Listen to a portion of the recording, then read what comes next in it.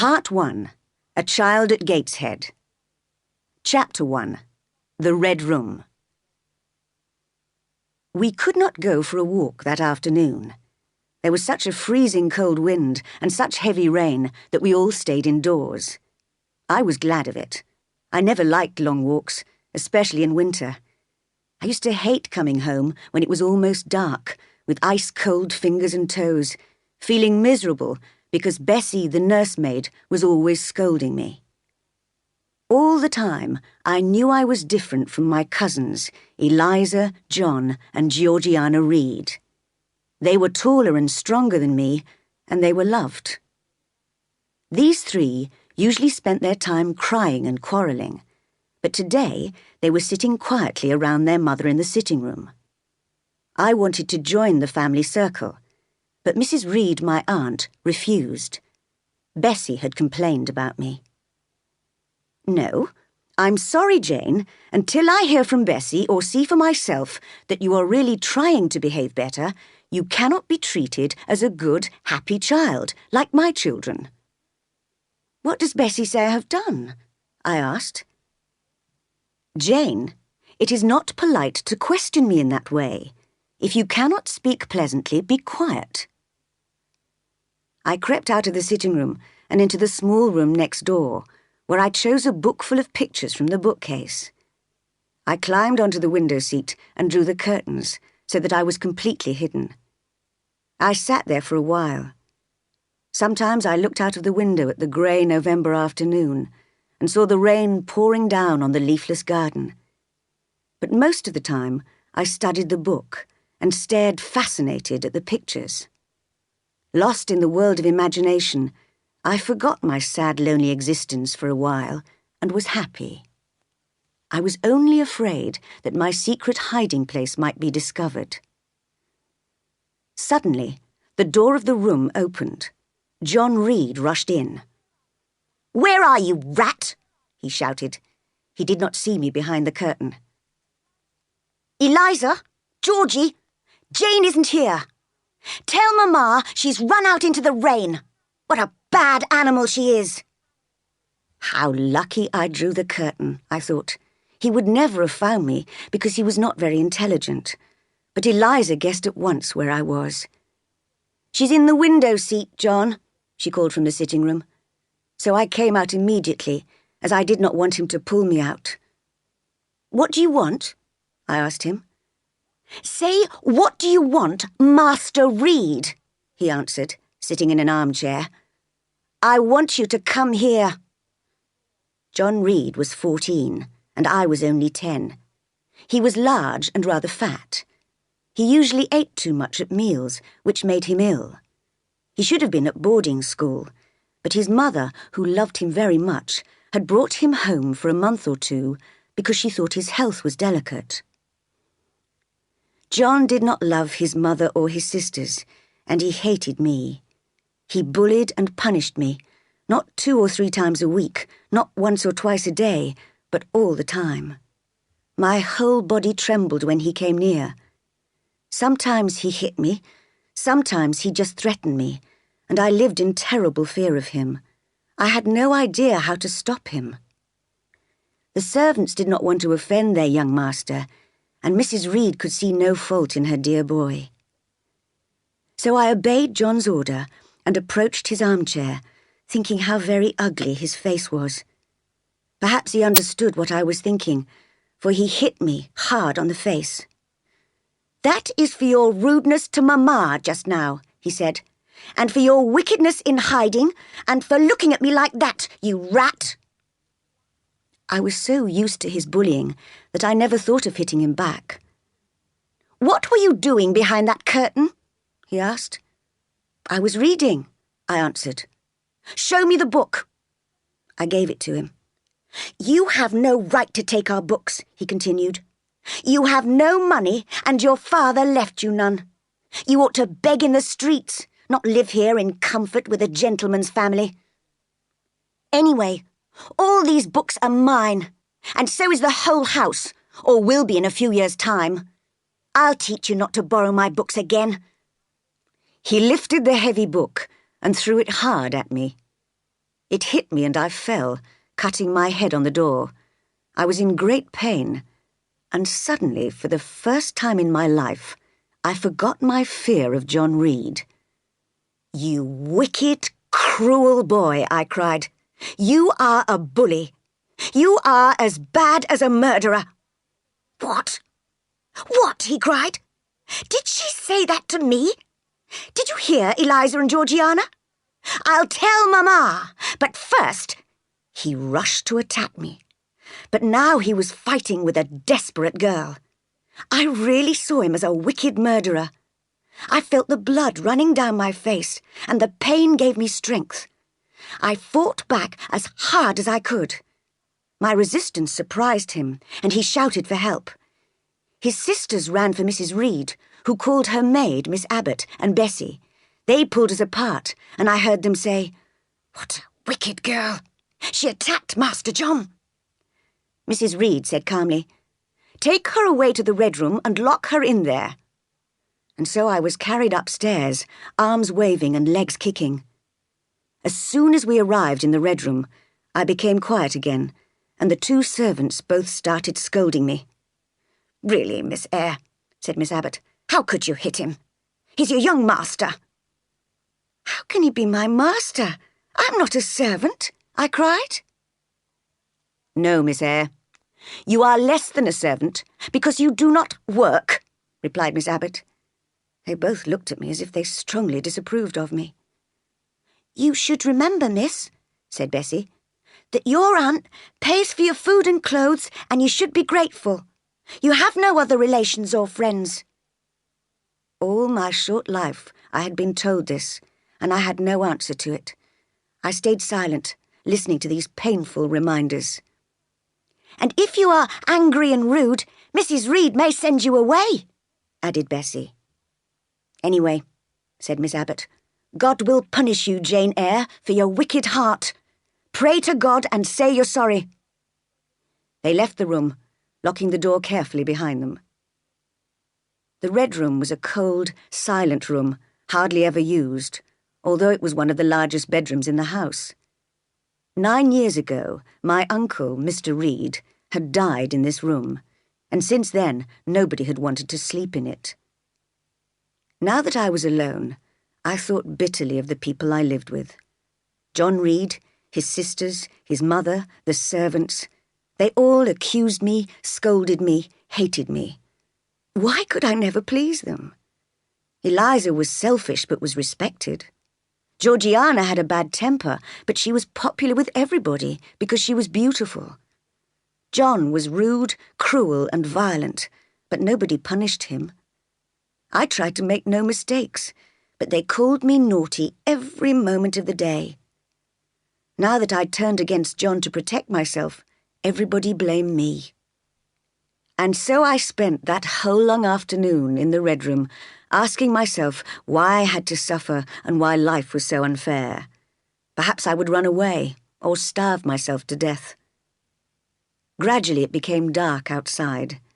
The rain was still beating on the windows, and I could hear the wind in the trees. Now I was no longer angry, and I began to think the Reeds might be right. Perhaps I was wicked. Did I deserve to die and be buried in the churchyard like my Uncle Reed?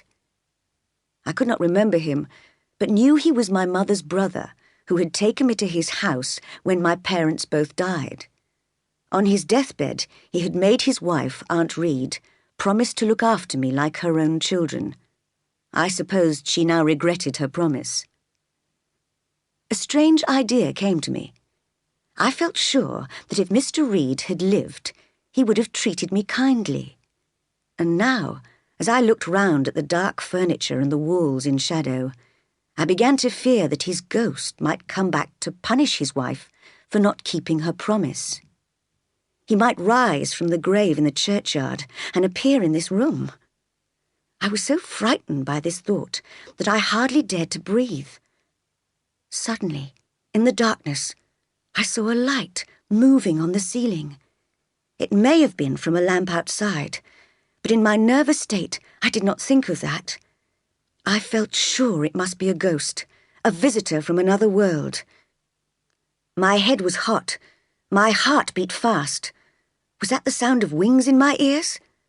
Was that something moving near me? Screaming wildly, I rushed to the door and shook it. Miss Abbott and Bessie came running to open it. "Miss Eyre, are you ill?" asked Bessie. "Take me out of here!" I screamed. "Why, what's the matter?" she asked. "I saw a light, and I thought it was a ghost," I cried, holding tightly onto Bessie's hand. "She's not even hurt," said Miss Abbott in disgust. "She screamed just to bring us here. I know all her little tricks." "What is all this?" demanded an angry voice. Mrs. Reed appeared at the door of the room. "Abbott and Bessie, I think I told you to leave Jane Eyre in this room till I came." "She screamed so loudly, Mum," said Bessie softly. "Let go of her hands, Bessie," was Mrs. Reed's only answer. "Jane Eyre, you need not think you can succeed in getting out of the room like this. Your naughty tricks will not work with me. You will stay here an hour longer as a punishment for trying to deceive us." "Oh, Aunt, please forgive me. I can't bear it. I shall die if you keep me here." I screamed and kicked as she held me. "Silence! Control yourself!" She pushed me, resisting wildly, back into the red room and locked me in. There I was in the darkness again, with the silence and the ghosts. I must have fainted. I cannot remember anything more. Chapter 2. Leaving Gateshead. I woke up to find the doctor lifting me very carefully into my own bed. It was good to be back in my familiar bedroom, with a warm fire and candlelight. It was also a great relief to recognise Dr. Lloyd, who Mrs. Reed called in for her servants.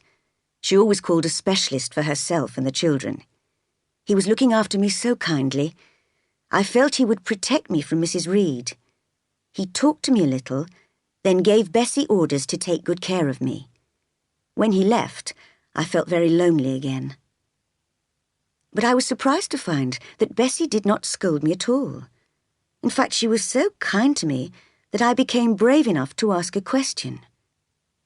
"Bessie, what's happened? Am I ill?" "Yes, you became ill in the Red Room, but you'll get better. Don't worry, Miss Jane," she answered. Then she went next door to fetch another servant. I could hear her whispers. "Sarah, come in here and sleep with me and that poor child tonight. I daren't stay alone with her. She might die. She was so ill last night. Do you think she saw a ghost? Mrs. Reed was too hard on her, I think." So the two servants slept in my room while I lay awake all night, trembling with fear and eyes wide open in horror, imagining ghosts in every corner. Fortunately, I suffered no serious illness as a result of my terrible experience in the Red Room, although I shall never forget that night. But the shock left me nervous and depressed for the next few days.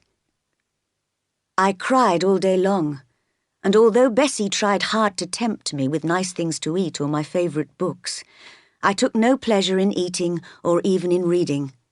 I knew I had no one to love me and nothing to look forward to. When the doctor came again, he seemed a little surprised to find me looking so miserable. "Perhaps she's crying because she couldn't go out with Mrs. Reed in the carriage this morning," suggested Bessie. "Surely she's more sensible than that," said the doctor, smiling at me. "She's a big girl now." "I'm not crying about that. I hate going out in the carriage," I said quickly. "I'm crying because I'm miserable."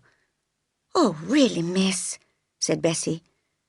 The doctor looked at me thoughtfully. He had small, grey, intelligent eyes. Just then a bell rang for the servants' dinner. "You can go, Bessie," he said. "I'll stay here talking to Miss Jane till you come back." After Bessie had left, he asked, "What really made you ill?" "I was locked up in a room with a ghost, in the dark." "Afraid of ghosts, are you?" He smiled. "Of Mr. Reed's ghost, yes. He died in that room, you know. Nobody even goes in there anymore. It was cruel to lock me in there alone without a candle, I shall never forget it." "But you aren't afraid now. There must be another reason why you're so sad," he said, looking kindly at me. How could I tell him all the reasons for my unhappiness? "I have no father or mother, brothers or sisters," I began. "But you have a kind aunt and cousins." "But John Reed knocked me down, and my aunt locked me in the Red Room," I cried. There was a pause. "Don't you like living at Gateshead in such a beautiful house?" he asked. "I would be glad to leave it, but I have nowhere else to go." "You have no relations apart from Mrs. Reed?" "I think I may have some who are very poor, but I know nothing about them," I answered. "Would you like to go to school?" he asked finally. I thought for a moment. I knew very little about school, but at least it would be a change, the start of a new life. "Yes, I would like to go," I replied in the end. "Well, well," said the doctor to himself as he got up. "We'll see. The child is delicate. She ought to have a change of air." I heard later from the servants that he had spoken to Mrs. Reed about me, and that she had agreed immediately to send me to school. Abbott said Mrs. Reed would be glad to get rid of me. In this conversation, I also learned for the first time that my father had been a poor vicar. When he married my mother, Miss Jane Reed of Gateshead, the Reed family was so angry that they disinherited her. I also heard that my parents both died of an illness only a year after their wedding. But days and weeks passed, and Mrs. Reed still said nothing about sending me to school. One day, as she was scolding me, I suddenly threw a question at her. The words just came out without my planning to say them. "What would Uncle Reed say to you if he were alive?" I asked. "What?" cried Mrs. Reed, her cold grey eyes full of fear, staring at me as if I were a ghost. I had to continue. "My Uncle Reed is now in heaven and can see all you think and do, and so can my parents. They know how you hate me and are cruel to me." Mrs. Reed smacked my face and left me without a word. I was scolded for an hour by Bessie as the most ungrateful child in the world, and indeed, with so much hate in my heart, I did feel wicked. Christmas passed by, with no presents or new clothes for me. Every evening I watched Eliza and Georgiana putting on their new dresses and going out to parties.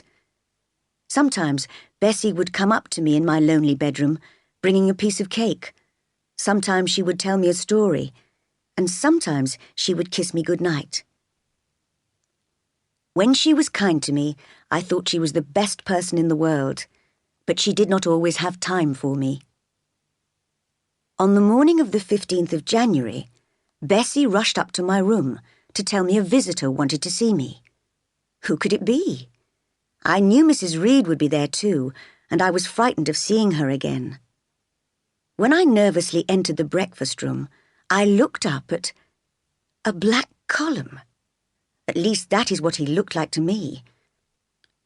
He was a tall, thin man dressed all in black, with a cold, stony face at the top of the column.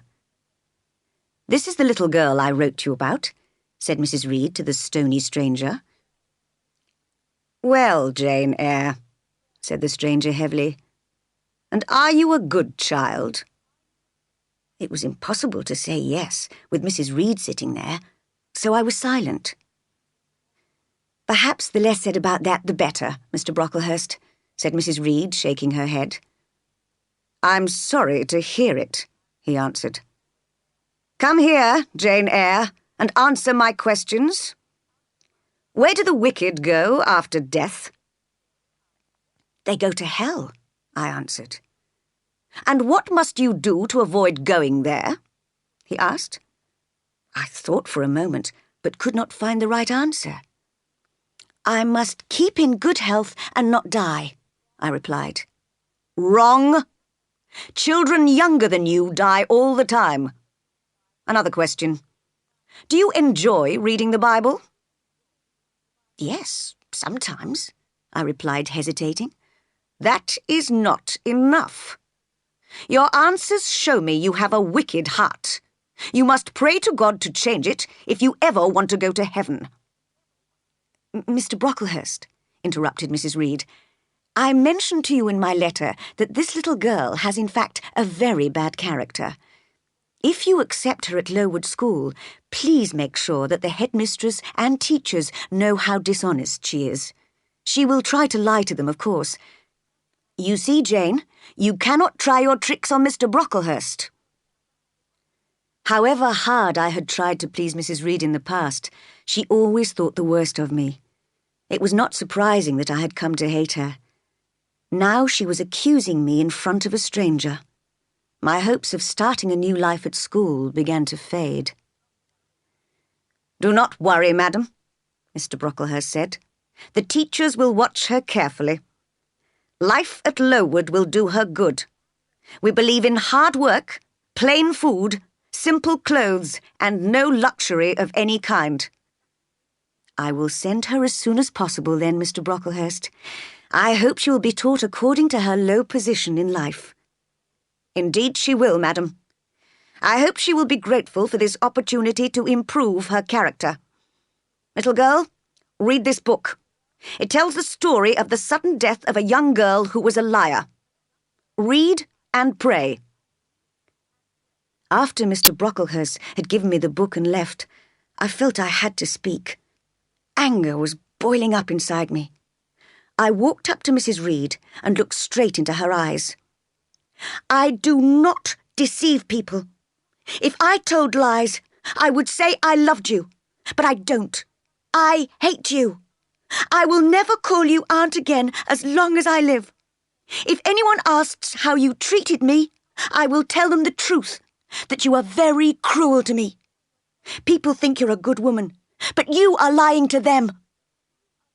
Even before I'd finished, I began to experience a great feeling of freedom and relief. At last, I had said what I felt. Mrs. Reed looked frightened and unhappy. "Jane, I want to be your friend. You don't know what you're saying. You are too excited. Go to your room and lie down." "I won't lie down. I'm quite calm. Send me to school soon, Mrs. Reed. I hate living here." "I will indeed send her soon," murmured Mrs. Reed to herself. Part 2. A Girl at Lowood. Chapter 3. My First Impressions of School. Mrs. Reed arranged for me to leave on the 19th of January. I had to get up very early to catch the coach, but Bessie helped me to get ready. "Will you say goodbye to Mrs. Reed, Jane?" she asked. "No, she said I shouldn't disturb her so early. Anyway, I don't want to say anything to her. She's always hated me." "Oh, Miss Jane, don't say that." "Goodbye to Gateshead," I shouted wildly as we walked together out of the front door to wait for the coach in the road. It arrived pulled by 4 horses and full of passengers. The coachman took my luggage and called me to hurry up. Bessie kissed me for the last time as I held tightly to her. She shouted up to the coachman, "Make sure you take care of her. 50 miles is a long way for a young child to go alone." "I will," he answered. The door was closed and the coach rolled off.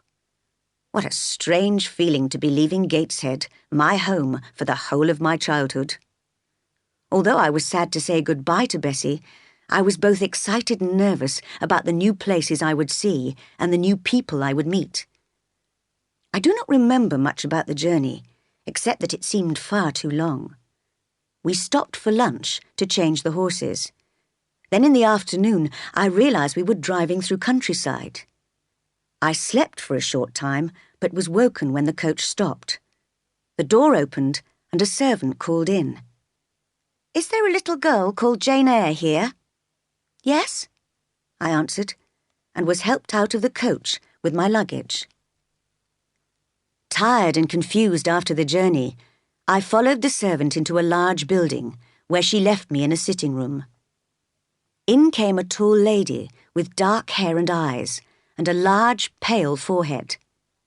I discovered that she was Miss Temple, the headmistress of Lowood School. She looked at me carefully. "You're very young to be sent alone. You look tired, are you?" she asked, putting her hand kindly on my shoulder. "A little, ma'am," I replied. "How old are you, and what is your name?" "I'm Jane Eyre, ma'am, and I'm 10 years old." "Well, I hope you will be a good child at school," she said, touching my cheek gently with her finger. I was taken by a teacher, Miss Miller, through the silent corridors of the large school to the long, wide schoolroom. There, about 80 girls, aged from 9 to 20, sat doing their homework. I sat on a bench near the door with my slate. "Put away the lesson books and fetch the supper trays," called Miss Miller. 4 tall girls removed all the books, then went out and returned with trays which were handed round. Each child could have a drink of water out of the shared cup and could take a small piece of biscuit. Then we all went quietly upstairs to the long, crowded bedroom, where 2 children shared every bed. I had to share Miss Miller's, but I was so tired that I fell asleep immediately. In the morning, the ringing of a bell woke me, although it was still dark. I got dressed quickly in the bitter cold of the room and washed when I could. There was only 1 basin for 6 girls. When the bell rang again, we all went downstairs, 2 by 2, and silently entered the cold, badly lit schoolroom for prayers. As the bell rang a 3rd time to indicate the beginning of lessons, the girls moved into 4 groups around 4 tables, and the teachers came into the room to start the Bible class. I was put in the bottom class. How glad I was when it was time for breakfast. I'd hardly eaten anything the day before. But the only food served to us was porridge, which was burnt. It was so disgusting that we could not eat it, so we left the dining room with empty stomachs. After breakfast came the one happy moment of the day, when the pupils could play and talk freely. We all complained bitterly about the uneatable breakfast. Lessons started again at 9 o'clock and finished at 12, when Miss Temple stood up to speak to the whole school. "Girls, this morning you had a breakfast which you couldn't eat. You must be hungry, so I have ordered a lunch of bread and cheese for you all." The teachers looked at her in surprise. "Don't worry, I take responsibility for it," she told them. We were delighted, and all rushed out into the garden to eat our lunch. Nobody had taken any notice of me so far, but I did not mind that. I stood alone outside, watching some of the stronger girls playing, trying to forget the bitter cold, and thinking about my life. Gateshead and the Reed family seemed a long way away. I was not yet used to school life, and what sort of future could I look forward to? As I wondered, I saw a girl near me reading a book. I felt brave enough to speak to her, since I too liked reading. "Is your book interesting? What is it about?" I asked. "Well, I like it," she said after a pause, looking at me. "Here, have a look at it." I glanced quickly at it, but found it too difficult to understand, so I gave it back. "What sort of school is this?" I asked. "It's called Lowood School. It's a charity school. We're all charity children, you see. I expect your parents are dead, aren't they? All the girls here have lost either one or both parents." "Don't we pay anything? Is the school free?" I asked. "We pay, or our relations pay, £15 a year for each of us. That isn't enough, so some kind ladies and gentlemen in London pay the rest. That's why it's called a charity school." "Who is Mr. Brocklehurst?" was my next question. "His mother built this part of the school. He's the manager and looks after all financial matters. He lives in a large house near here." I did not see her again until during the afternoon lessons, when I noticed that she'd been sent to stand alone in the middle of the schoolroom. I could not imagine what she had done to deserve such a punishment, but she did not look ashamed or unhappy. She was lost in thought and did not seem to notice that everyone was looking at her. If that happened to me, I thought, I would be so embarrassed. After lessons, we had a small cup of coffee and half a piece of brown bread, then half an hour's play, then homework. Finally, after the evening biscuit and drink of water, we said prayers and went to bed. That was my first day at Lowood. Chapter 4. Making a Friend. The next morning we got up in the dark as before, but the water was frozen, so we could not wash. It was freezing cold in all the rooms. This time the porridge was not burnt, but I still felt hungry, as the quantity was so small. I stayed in the bottom class, but noticed the girl that I'd been talking to was in another class. Her surname seemed to be Burns. Teachers called girls by their surnames in this school. Her class was studying history, and her teacher, Miss Scatcherd, appeared constantly annoyed by her. Burns, hold your head up, can't you? Burns, don't stand like that. The history questions asked by Miss Scatcherd sounded very difficult, but Burns knew all the answers. I kept expecting the teacher to praise her, but instead, she suddenly cried out, "You dirty girl! You haven't washed your hands this morning!" I was surprised that Burns did not explain that none of us could wash our faces or hands because the water had been frozen. Miss Scatcherd gave an order. Burns left the room and returned carrying a stick. The teacher took it and hit Burns several times with it. The girl did not cry or change her expression. "Wicked girl," said Miss Scatcherd. "Nothing will change your dirty habits."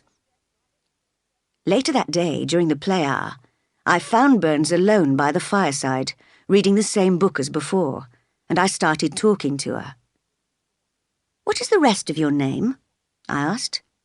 "Helen," she replied. "Do you want to leave Lowood?" "No, why should I? I was sent to school here, so I must learn as much as I can." "But Miss Scatcherd is so cruel to you," I burst out. "Cruel? Not at all. She is strict and she sees my faults." "If I were you, I'd hate her," I cried. "If she hit me with a stick, I'd seize it and break it under her nose." "I don't think you would," answered Helen quietly. "And if you did, Mr. Brocklehurst would send you away from school and your relations would be upset. Anyway, the Bible tells us to do good, even if other people hurt us. Sometimes you have to put up with some hard things in life." I could not understand her ideas, but I had a feeling she might be right. I looked at her in wonder. "You say you have faults, Helen. What are they? To me, you seem very good." "You're wrong," she answered.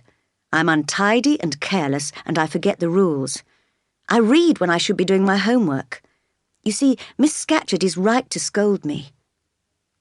"Is Miss Temple as strict as that?" I asked. A soft smile passed over Helen's normally serious face. "Miss Temple is full of goodness. She gently tells me of my mistakes and praises me if I do well. But even with her help, I don't concentrate properly in class. I just dream away the time, and then I can't answer the teacher's questions." "But today in history you knew all the answers," I said. "I just happened to be interested, that's all," she replied. "I expect you're always interested in Miss Temple's lessons, because you like her and she's good to you. I'm like that. I love those who love me, and I hate those who punish me unfairly." "You should read the Bible and do what Christ says. People who believe in God should love their enemies," said Helen. "Then I should love Mrs. Reed and her son John, which is impossible," I cried. Helen asked me to explain what I meant, and listened carefully to the long story of what I had suffered at Gateshead. "Well?" I asked impatiently at the end. "Isn't Mrs. Reed a bad woman? Don't you agree with me? It's true she has been unkind to you because she dislikes your faults, as Miss Scatcherd dislikes mine. But look how bitterly you remember every angry word. Wouldn't you be happier if you tried to forget her scolding? Life is too short to continue hating anyone for a long time. We all have faults, but the time will come soon when we die, when our wickedness will pass away with our bodies, leaving only the pure flame of the spirit. That's why I never think of revenge. I never consider life unfair. I live in calm, looking forward to the end. For a moment, we both stayed silent. Then one of the big girls came up, calling, "Helen Burns, go and put away your work and tidy your drawer immediately, or I'll tell Miss Scatcherd." Helen sighed, and getting up, silently obeyed. Chapter 5. Mr. Brocklehurst's Visit and its Results. It was difficult for me to get used to the school rules at Lowood, and to the hard physical conditions. In January, February and March, there was deep snow, but we still had to spend an hour outside every day.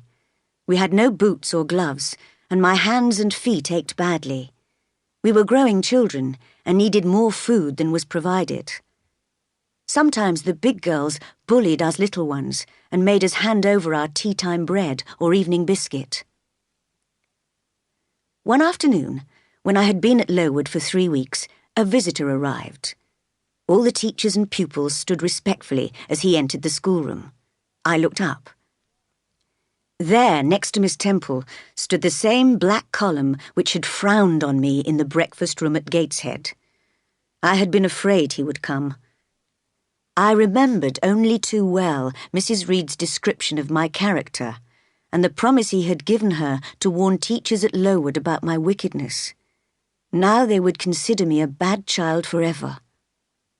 At first, Mr. Brocklehurst spoke in a murmur to Miss Temple. I could just hear, because I was at the front of the class.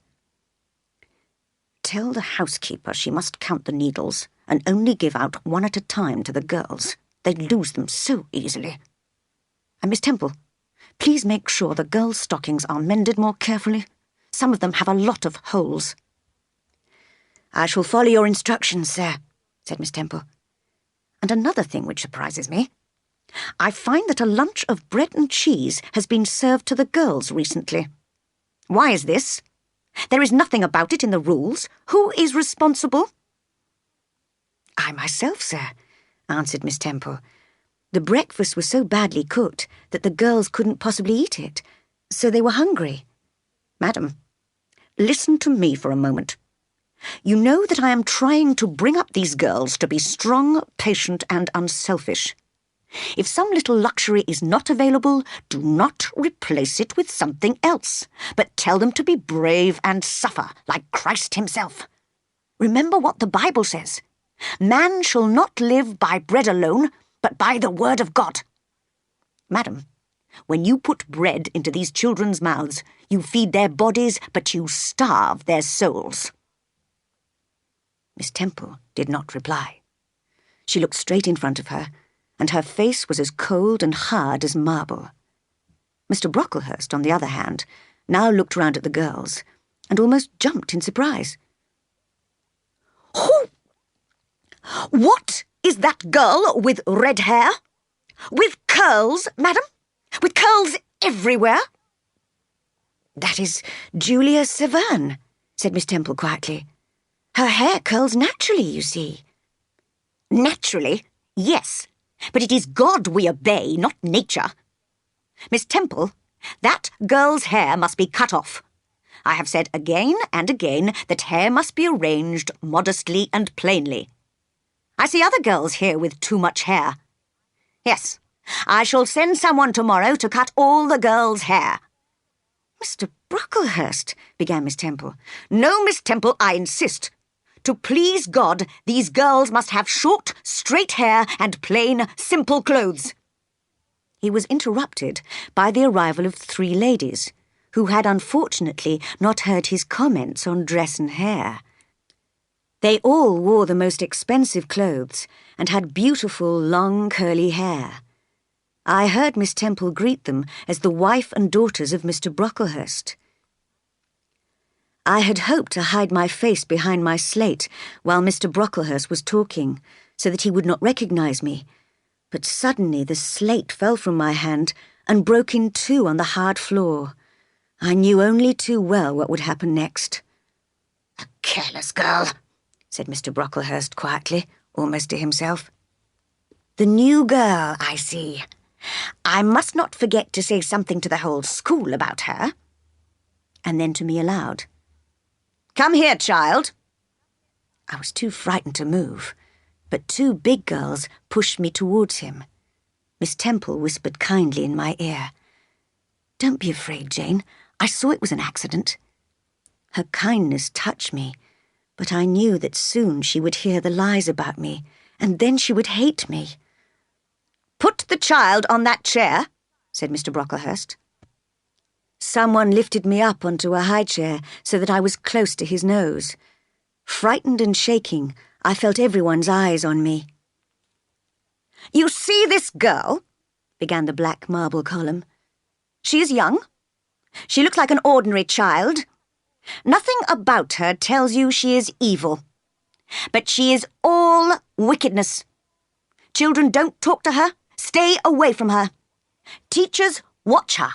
Punish her body to save her soul, if indeed she has a soul, because this child, I can hardly say it, this child is a liar." "How shocking!" said the two Brocklehurst daughters, each wiping a tear or two from their eyes. "I learned this fact," continued the great man, "from Mrs. Reed, the kind lady who took care of her after her parents' death and brought her up as a member of the family. In the end, Mrs. Reed was so afraid of this child's evil influence on her own children that she had to send her here. Teachers, watch her carefully." The Brocklehurst family stood up and moved slowly out of the schoolroom.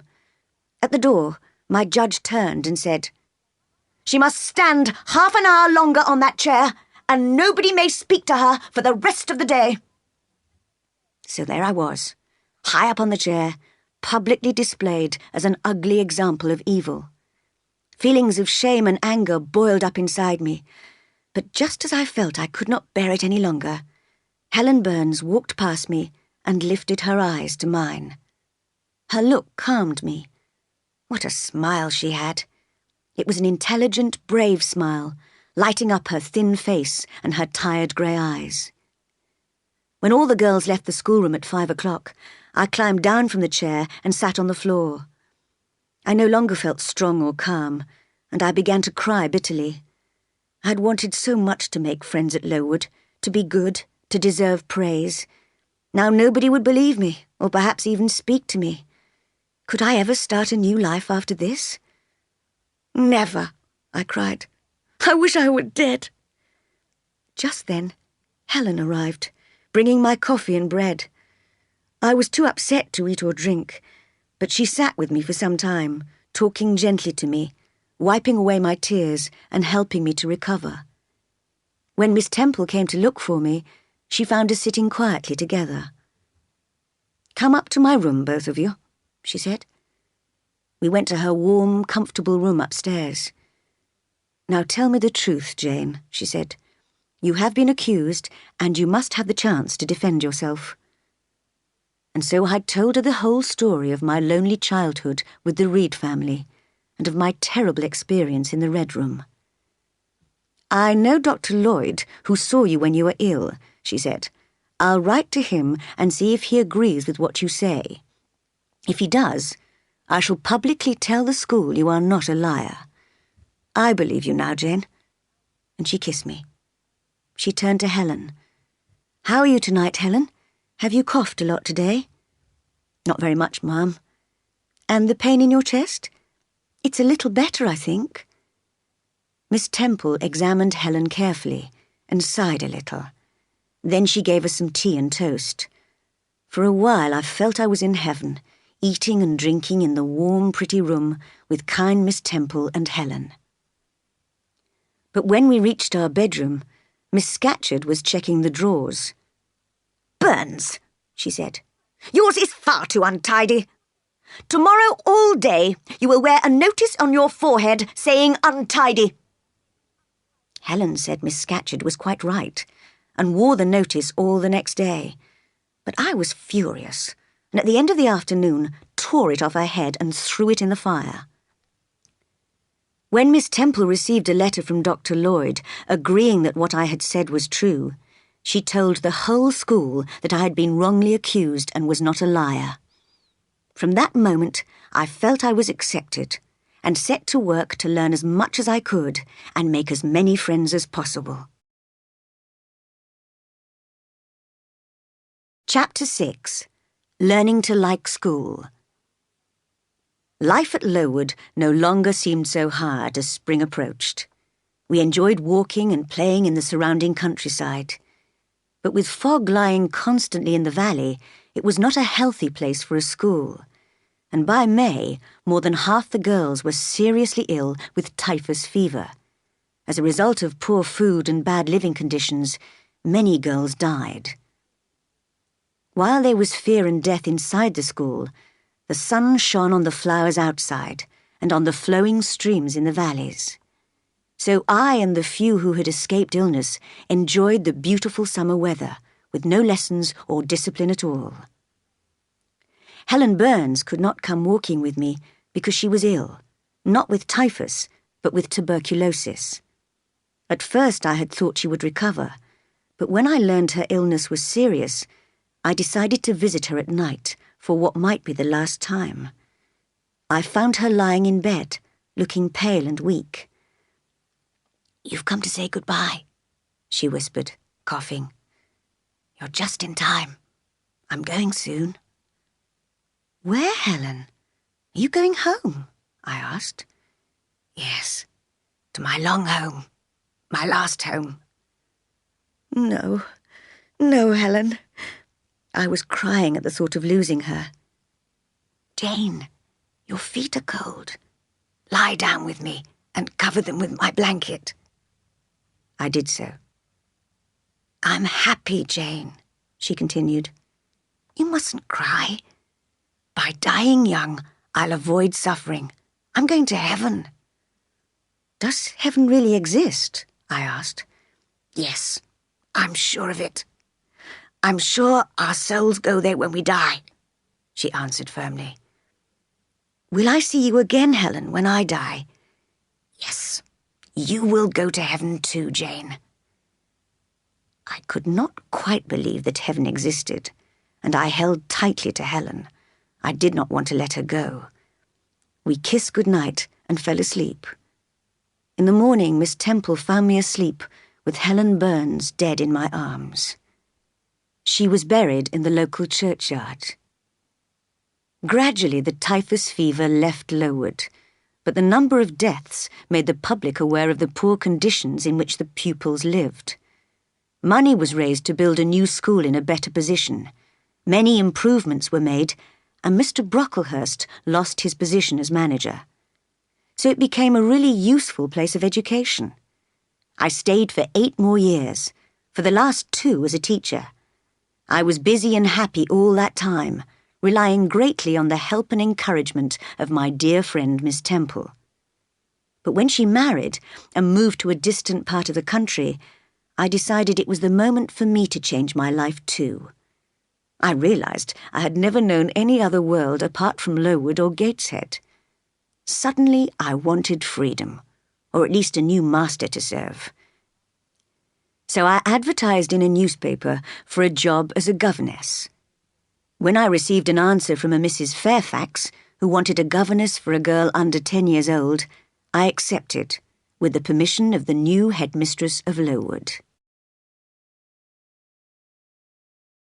Part 3.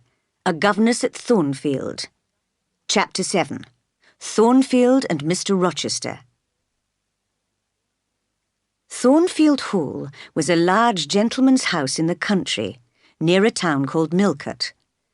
There, after my 16-hour journey, I was welcomed by Mrs. Fairfax. She was a little old lady, dressed in black, who seemed glad to have someone else to talk to apart from the servants. Although the house was dark and frightening, with its big rooms full of heavy furniture, I was excited at being in a new place and looked forward to my new life there, working for kind Mrs. Fairfax. But I was surprised to discover on my first full day at Thornfield that Mrs. Fairfax was not in fact the owner, as I had assumed, but the housekeeper, and that my new master was a Mr. Rochester, who was often away from home. My pupil was a girl called Adele, 7 or 8 years old, who was born in France and could hardly speak English. Luckily, I had learnt French very well at Lowood and had no difficulty in communicating with young Adele, a pretty, cheerful child. It appeared that Mr. Rochester, who had known Adele and her mother very well, had brought Adele back to England to live with him after her mother had died. I taught her for several hours every day in the library, although it was not easy to make her concentrate on anything for long, as she was clearly not used to the discipline of lessons. One day, I took the opportunity of asking Mrs. Fairfax a few questions about Mr. Rochester, as I was curious about him, and the little housekeeper seemed happy to talk. "Is he liked by most people?" was my first question. "Oh, yes. His family have always been respected here. They've owned the land round here for years," she replied. "But do you like him? What is his character like?" "I've always liked him, and I think he's a fair master to his servants. He's a little peculiar, perhaps. He's travelled a lot, you know. I expect he's clever, but I can't tell, really." "What do you mean, peculiar?" I asked, interested. "It's not easy to describe. You're never sure whether he's serious or joking. You don't really understand him, at least I don't, but that doesn't matter. He's a very good master." I could get no further information from Mrs. Fairfax about Mr. Rochester, but instead she offered to show me round the whole house. We went through many large, impressive rooms, finally reaching the top floor, where there was a narrow corridor with several small black doors, all shut. I stopped to look at them, and thought for a moment they looked like prison doors, hiding evil secrets. No sooner had I turned away to go downstairs than I heard a strange, ghostly laugh. "Mrs. Fairfax?" I called out, as the housekeeper was already on her way downstairs. "Did you hear that laugh? Who is it?" "It may be Grace Poole," she answered calmly. "She's paid to help the housemaid in her work, and always sews in one of those rooms." I heard the laugh again. It did not sound human to me. "Grace!" called Mrs. Fairfax. I did not expect anyone to answer, but in fact a door opened, and a middle-aged woman appeared. She looked too plain and sensible to be a ghost. "Too much noise, Grace," said Mrs. Fairfax. "Remember your instructions." Grace nodded and went back into the room. Several times in the next few months, I went up to the top floor again, where I could look out of the high windows in the roof to see the surrounding countryside and be alone with my thoughts. I was very happy teaching pretty little Adele in the daytime and talking to kind old Mrs. Fairfax in the evening. But I felt that something was missing from my life. I had dreams of a greater and better life, and above all, I wanted to do more. People are not always satisfied with a quiet life, and women as well as men need action. While on the top floor, I often heard Grace Poole's strange laugh, and sometimes I saw her too. She used to go silently in and out of the room with a plate of food or a glass of beer. One day in January, I had a free afternoon, as Adele was ill, so I decided to walk to Hay, a village 2 miles away, to post a letter for the housekeeper. It was a bright, frosty day, and I was enjoying the fresh air and the exercise. Stopping on the lonely road, I watched the sun go down in the trees behind Thornfield, and then in the silence I heard a horse approaching. Suddenly there was a crash as the horse slipped and fell on the ice, bringing down its rider. I ran to see if I could help the traveller, who was swearing furiously as he pulled himself free of the horse. "Are you hurt, sir? Can I do anything?" I asked. "Just stand back," he growled, and he lifted himself painfully to his feet. Obviously his leg hurt him, and he sat down quickly. If you need help, sir, I can fetch someone either from Thornfield Hall or from Hay, I offered. Thank you, but I don't need anyone. I haven't broken any bones, he replied crossly. I could see him clearly in the moonlight. He was of medium height, with wide shoulders and a strong chest. He had a dark face with angry-looking eyes and was about 35. If he had been a young, attractive gentleman, I would have been too shy to offer help, but as he was not handsome and even quite rough, I felt I wanted to help him. I can't leave you, sir, so late on this lonely road till I see you're fit enough to get on your horse, I insisted. He looked at me for the first time when I said this. I think you ought to be at home yourself, he answered. Do you live near here? In that house over there, I said, and I'm not at all afraid of being out at night. I'm just going to Hay to post a letter, and I'll be happy to take a message for you. You live in that house? He asked, surprised, pointing to Thornfield Hall, which was lit up in the moonlight. Yes, sir, I replied. Whose house is it? He asked. Mr. Rochester's. Do you know Mr. Rochester? Was his next question. No, I've never seen him, I answered. You aren't a servant at Thornfield Hall, of course. You must be... He hesitated, looking at my plain black dress. He seemed puzzled to know who I was, so I helped him. I'm the governess. Oh, the governess. I had forgotten. He tried to get up, but his leg was still hurting him badly. I don't want you to fetch help, but you help me yourself if you like. Of course, sir, I said. And so he leaned his weight on my shoulder, and I helped him walk to his horse. In a moment, he had jumped on the horse's back. Thank you. Now take your letter to Hay, then hurry home, he called as he rode off into the distance. I walked on, glad to have helped someone, to have done something active for once. In my mind, I saw that dark, strong face, and I still felt excited by our meeting. Even when I arrived back at Thornfield, I'd go in a while. I did not want the dark house, where I'd spend the evening quietly with old Mrs. Fairfax. So I stayed outside, stared at the moon and the stars with a beating heart, wishing, dreaming of more exciting. When I entered, the servants told me that Mr. Rochester had arrived, and that he had hurt his leg when his horse slipped on ice on the road to Hay.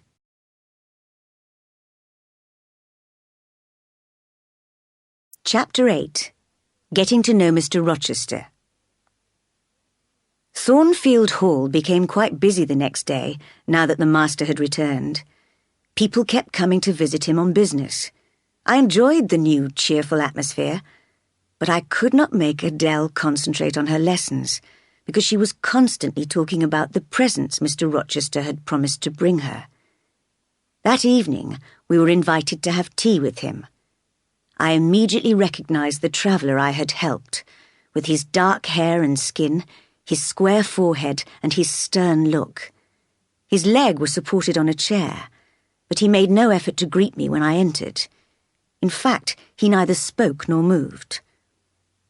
Have you brought a present for Miss Eyre with you as well? Adele asked him. A present? Who wants a present? He said angrily. Did you expect a present, Miss Eyre? Do you like presents? I haven't much experience of them, sir, I answered. Anyway, I have no right to expect a present, as I haven't done anything to deserve one. Don't be so modest. I've been talking to Adele. She's not very clever, but you've taught her well. Sir, that is my present. That's what a teacher wants most, praise of her pupil's progress. Mr. Rochester drank his tea in silence. After tea, he called me closer to the fire, while Adele played with Mrs. Fairfax. Where were you before you came here? He asked. I was at Lowood School, sir, for 8 years. Ah, yes, a charity school. 8 years. I'm surprised you lasted so long in such a place. There is something like magic in your face. When I met you on the road to Hay last night, I almost thought you had put a spell on my horse. I still wonder if you did. What about your parents? They're dead. I don't remember them. And your relations? I have none. Who recommended you to come here? I advertised, and Mrs. Fairfax answered the advertisement. Yes, said the old housekeeper, and I thank God she did. She's a good teacher for Adele and a kind friend to me. Don't try to give her a good character, Mrs. Fairfax, said Mr. Rochester sternly. She and her magic made my horse slip on the ice last night. Mrs. Fairfax looked puzzled and clearly did not understand. Miss Eyre, continued Mr. Rochester, how old were you when you started at Lowood? About 10.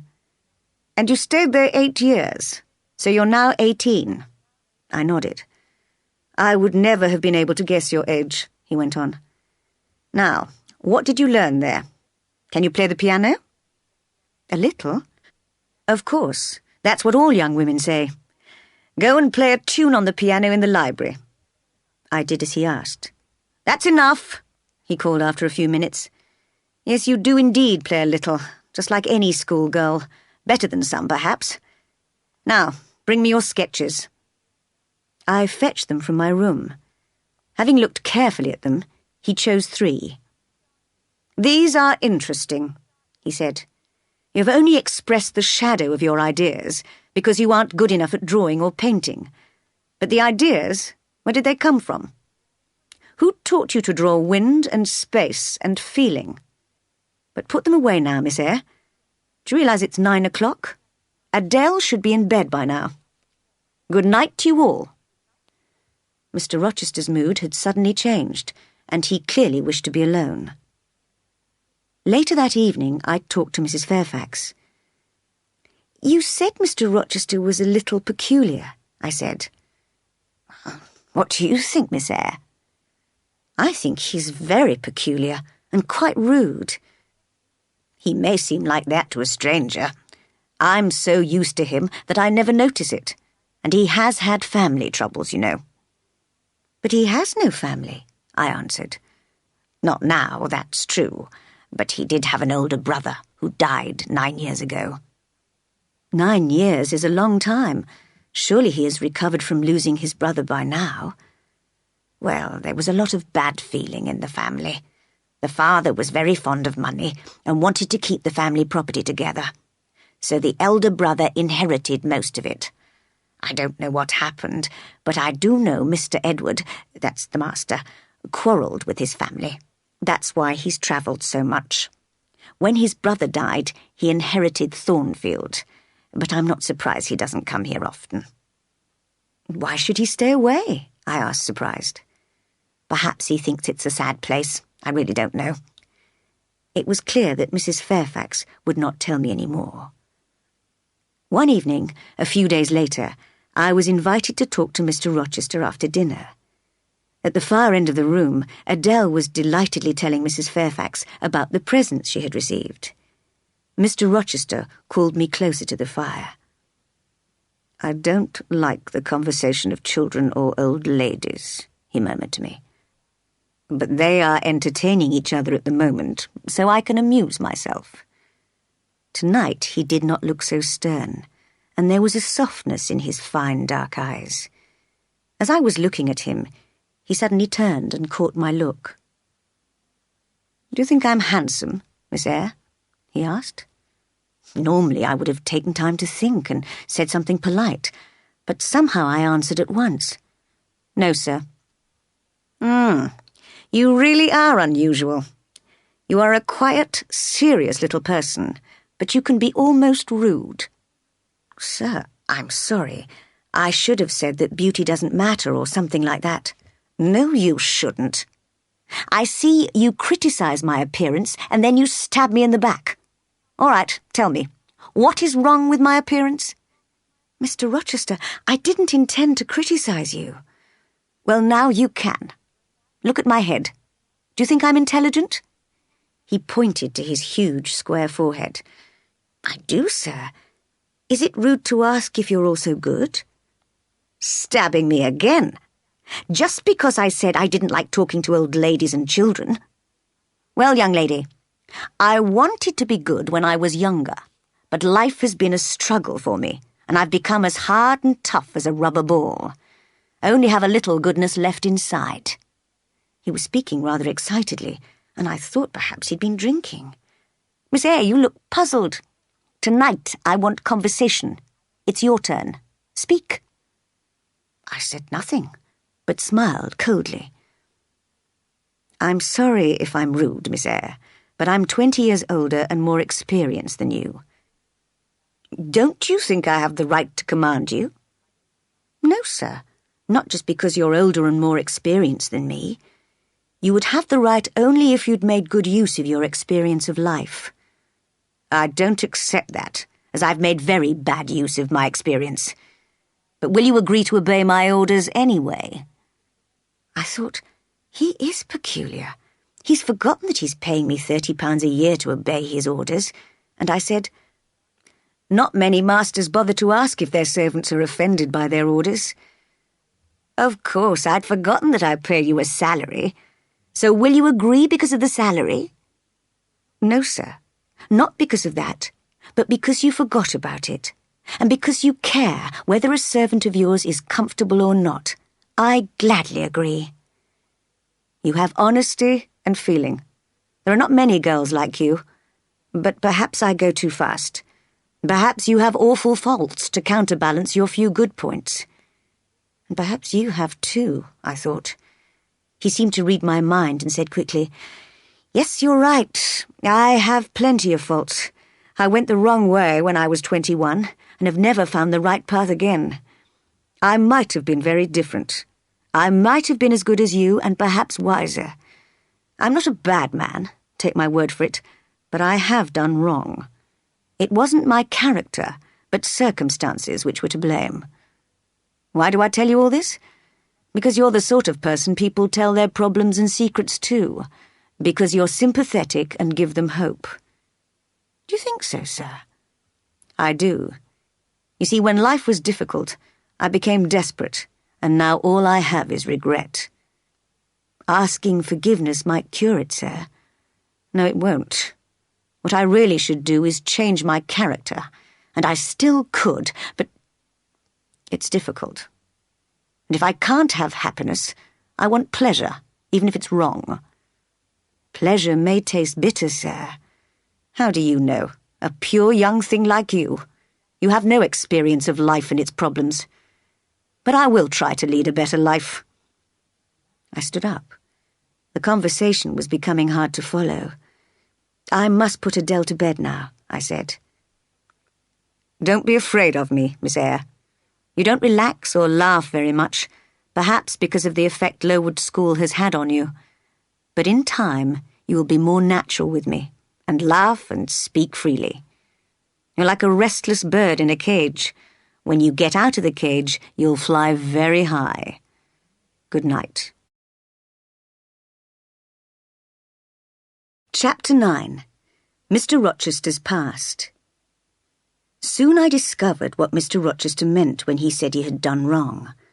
One afternoon, while walking in the gardens of Thornfield, he told me the story of his love affair in Paris with a French dancer, Céline. Yes, Miss Eyre, I was young and foolish then. I was so in love with her that I rented a house and hired servants for her. I gave her a carriage and jewels. In fact, I threw away a fortune on her, just like any fool in love. One evening I visited her, but found she was out, so I waited on her balcony smoking a cigar. I heard her carriage arriving. Imagine my horror at seeing her step out, followed by a man. You're so young, you've never felt love or jealousy, have you, Miss Eyre? You're floating along a quiet river now. You don't see the water boiling at the foot of the great rocks. But one day, you'll come to a point in life's stream where the wild force of the waves may destroy you, where the noisy, rushing water may drown you. I'm calm enough now, calm enough to like living here at Thornfield. I like it because it's old and grey and dark, and yet I hate...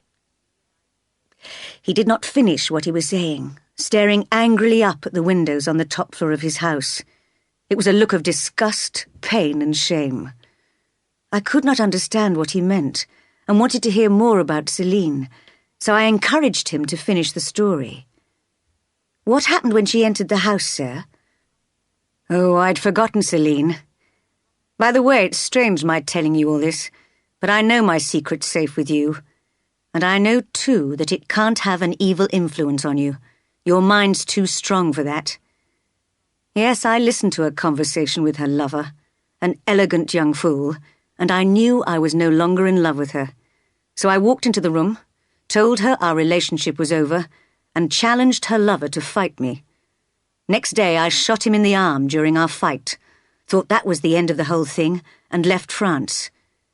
But a few months before, Celine had had a baby girl, Adele, and she claimed that Adele was my child. She may be, although I doubt it. So when, a few years later, Celine abandoned Adele and ran away to Italy with a singer, I went to Paris and brought Adele back to grow up in England. I felt proud that Mr. Rochester had trusted me with the story of his past life.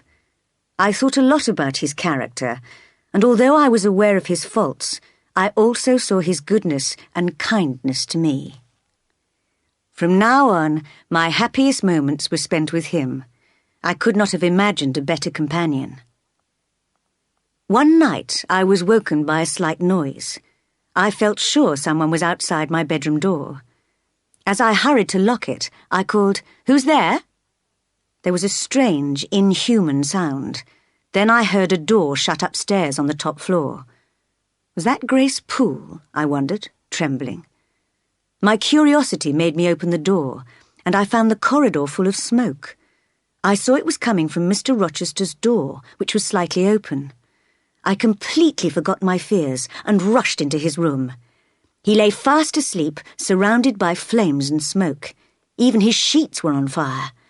"Wake up! Wake up!" I shouted desperately, throwing water over him to put out the flames. Not until the fire was almost out did he wake up, swearing to find himself so wet. "Is there a flood?" he cried.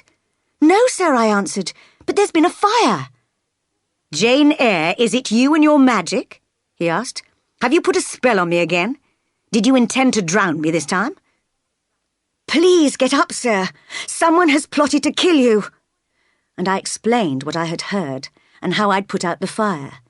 He looked very serious and thought for a few seconds. "Shall I fetch Mrs. Fairfax, sir, or the servants?" I asked. "No, why bother them? Just stay here for a moment. I'm going up to the top floor. Don't call anyone. I'll be back soon."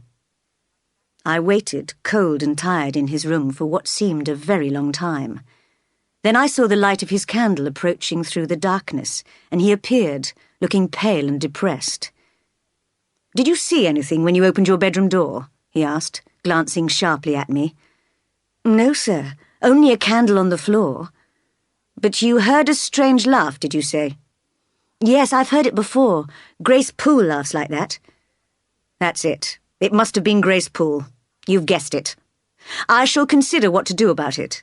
But meanwhile, I'm glad you're the only person who knows anything about all this. Say nothing to anybody else, and now go back to your own room."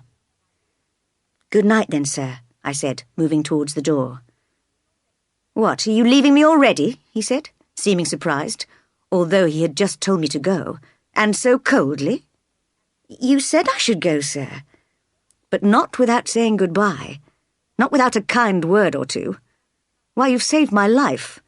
I hate being in debt to anyone, but with you it's different, Jane. I'm happy to owe you my life." His voice was trembling as he took both my hands in his. "I knew when I first saw you that you would do me good. I saw it in your eyes when I met you. I was right to like your smile and the magic in your face." There was energy in his voice and a strange light in his eyes. "I'm glad I happened to be awake," I said, "but I must go now. I'm cold." I knew I could not control my feelings much longer, and I needed time to think.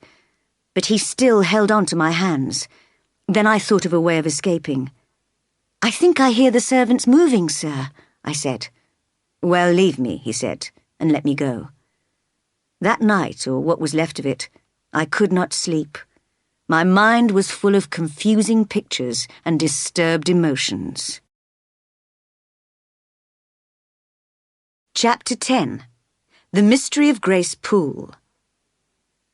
After this sleepless night, I was eager to see Mr. Rochester in the morning, but there was no sign of him. He'd obviously told the servants that he had accidentally set fire to his room by knocking over a lighted candle. As I passed his bedroom, I saw Grace Poole sitting inside, calmly mending the curtains. She certainly did not look desperate or mad enough to have tried to murder her master, but I decided to investigate. "Good morning, Grace," I said, entering the room. "Tell me what happened last night. The servants are talking about it." "Good morning, miss," she replied, looking up innocently. "Well, master was reading in bed and fell asleep, so he must have knocked the candle over. It set fire to the sheets, but luckily managed to put the flames out with some water." "How strange," I said quietly. "Didn't anybody hear what was happening?" At this, she seemed to examine me carefully. "Mrs. Fairfax and you sleep nearest this room, miss. Mrs. Fairfax is a heavy sleeper like most old people, and didn't hear anything. But you're young, miss. Perhaps you heard a noise." "I did," I whispered. "I'm sure I heard a strange laugh." She went on sewing calmly.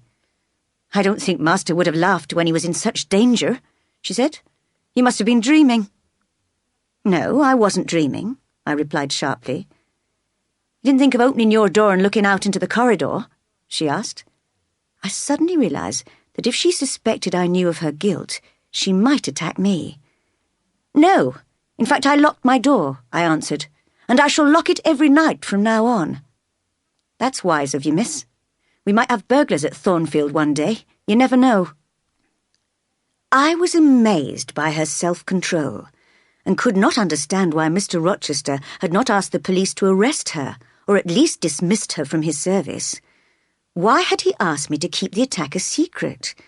How could such a proud gentleman be so much in the power of one of his servants that he could not even punish her for trying to kill him? Did she know a terrible secret from his past, which he had threatened to tell? Could he ever have been in love with her? No, I thought. He could never love anyone as plain and coarse as she is. But then I'm not beautiful either, and I sometimes think he loves me. Last night, his words, his look, his voice, and my cheeks were red as I thought of those precious moments.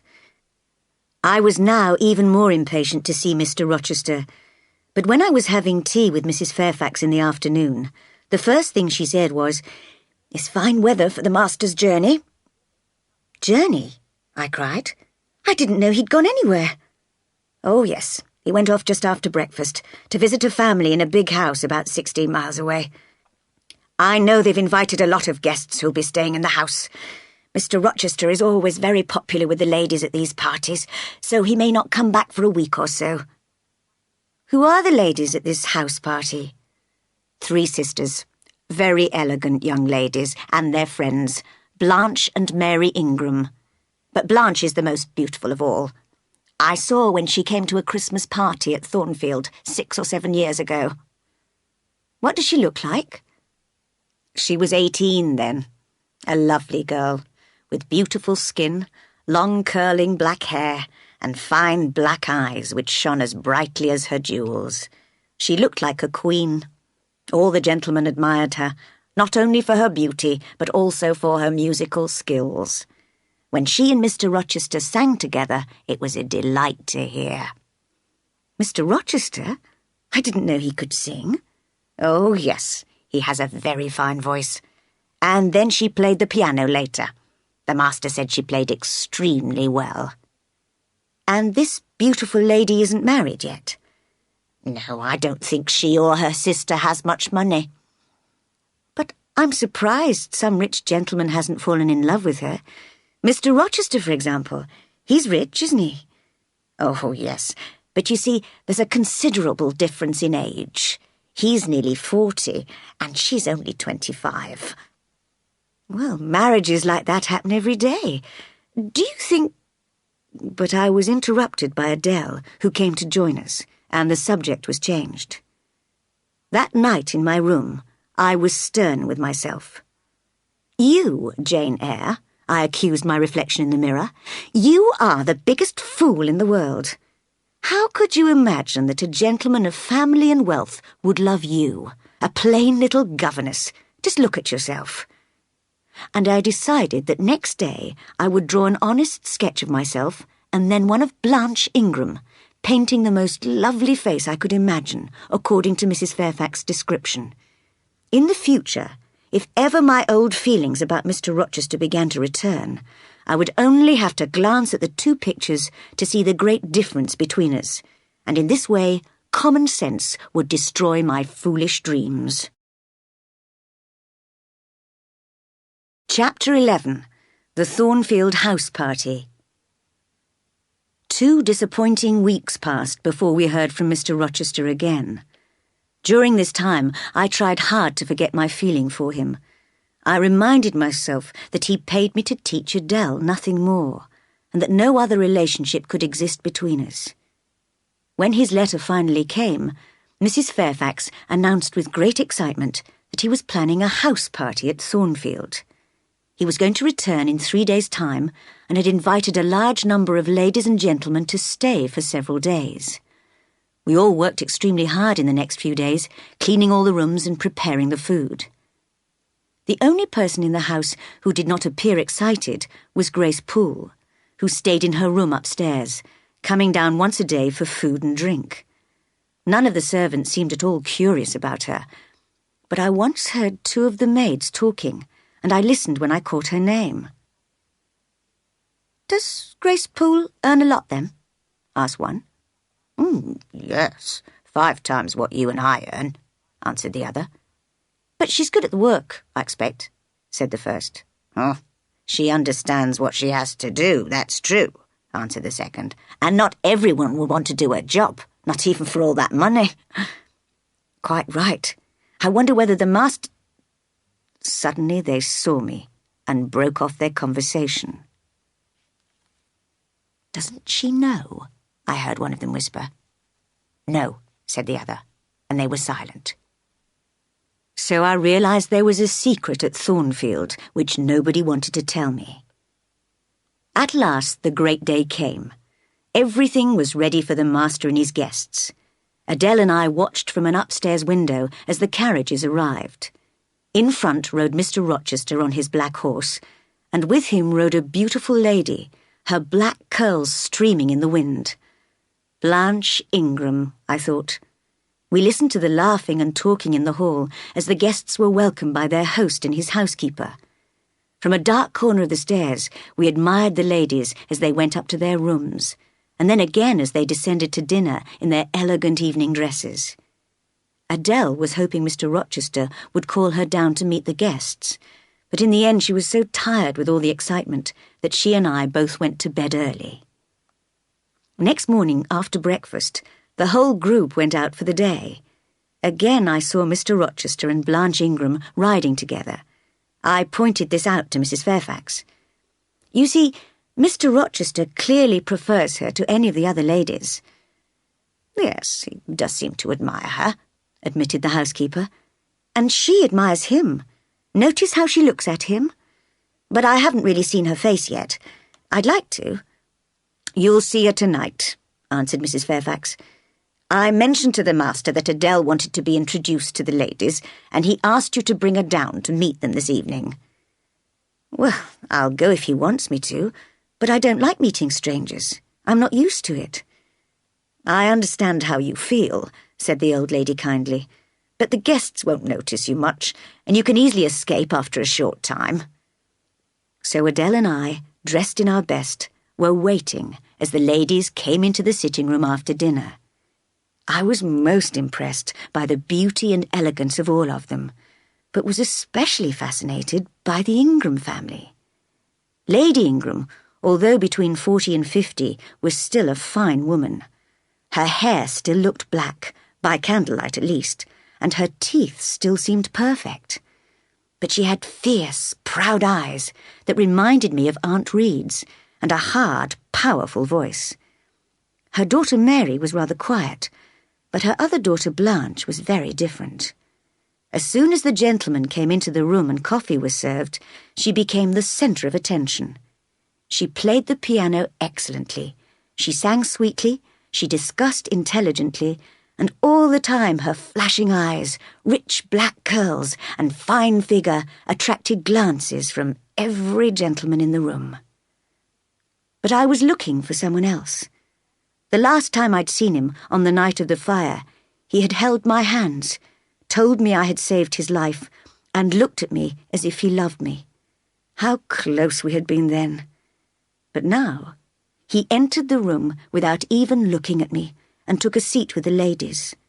I could not stop looking at him, rather like a thirsty man who knows the water is poisoned but cannot resist drinking. I'd never intended to love him. I had tried hard to destroy all feelings of love for him, but now that I saw him again, I could not stop myself loving him. I compared him to the other gentlemen present.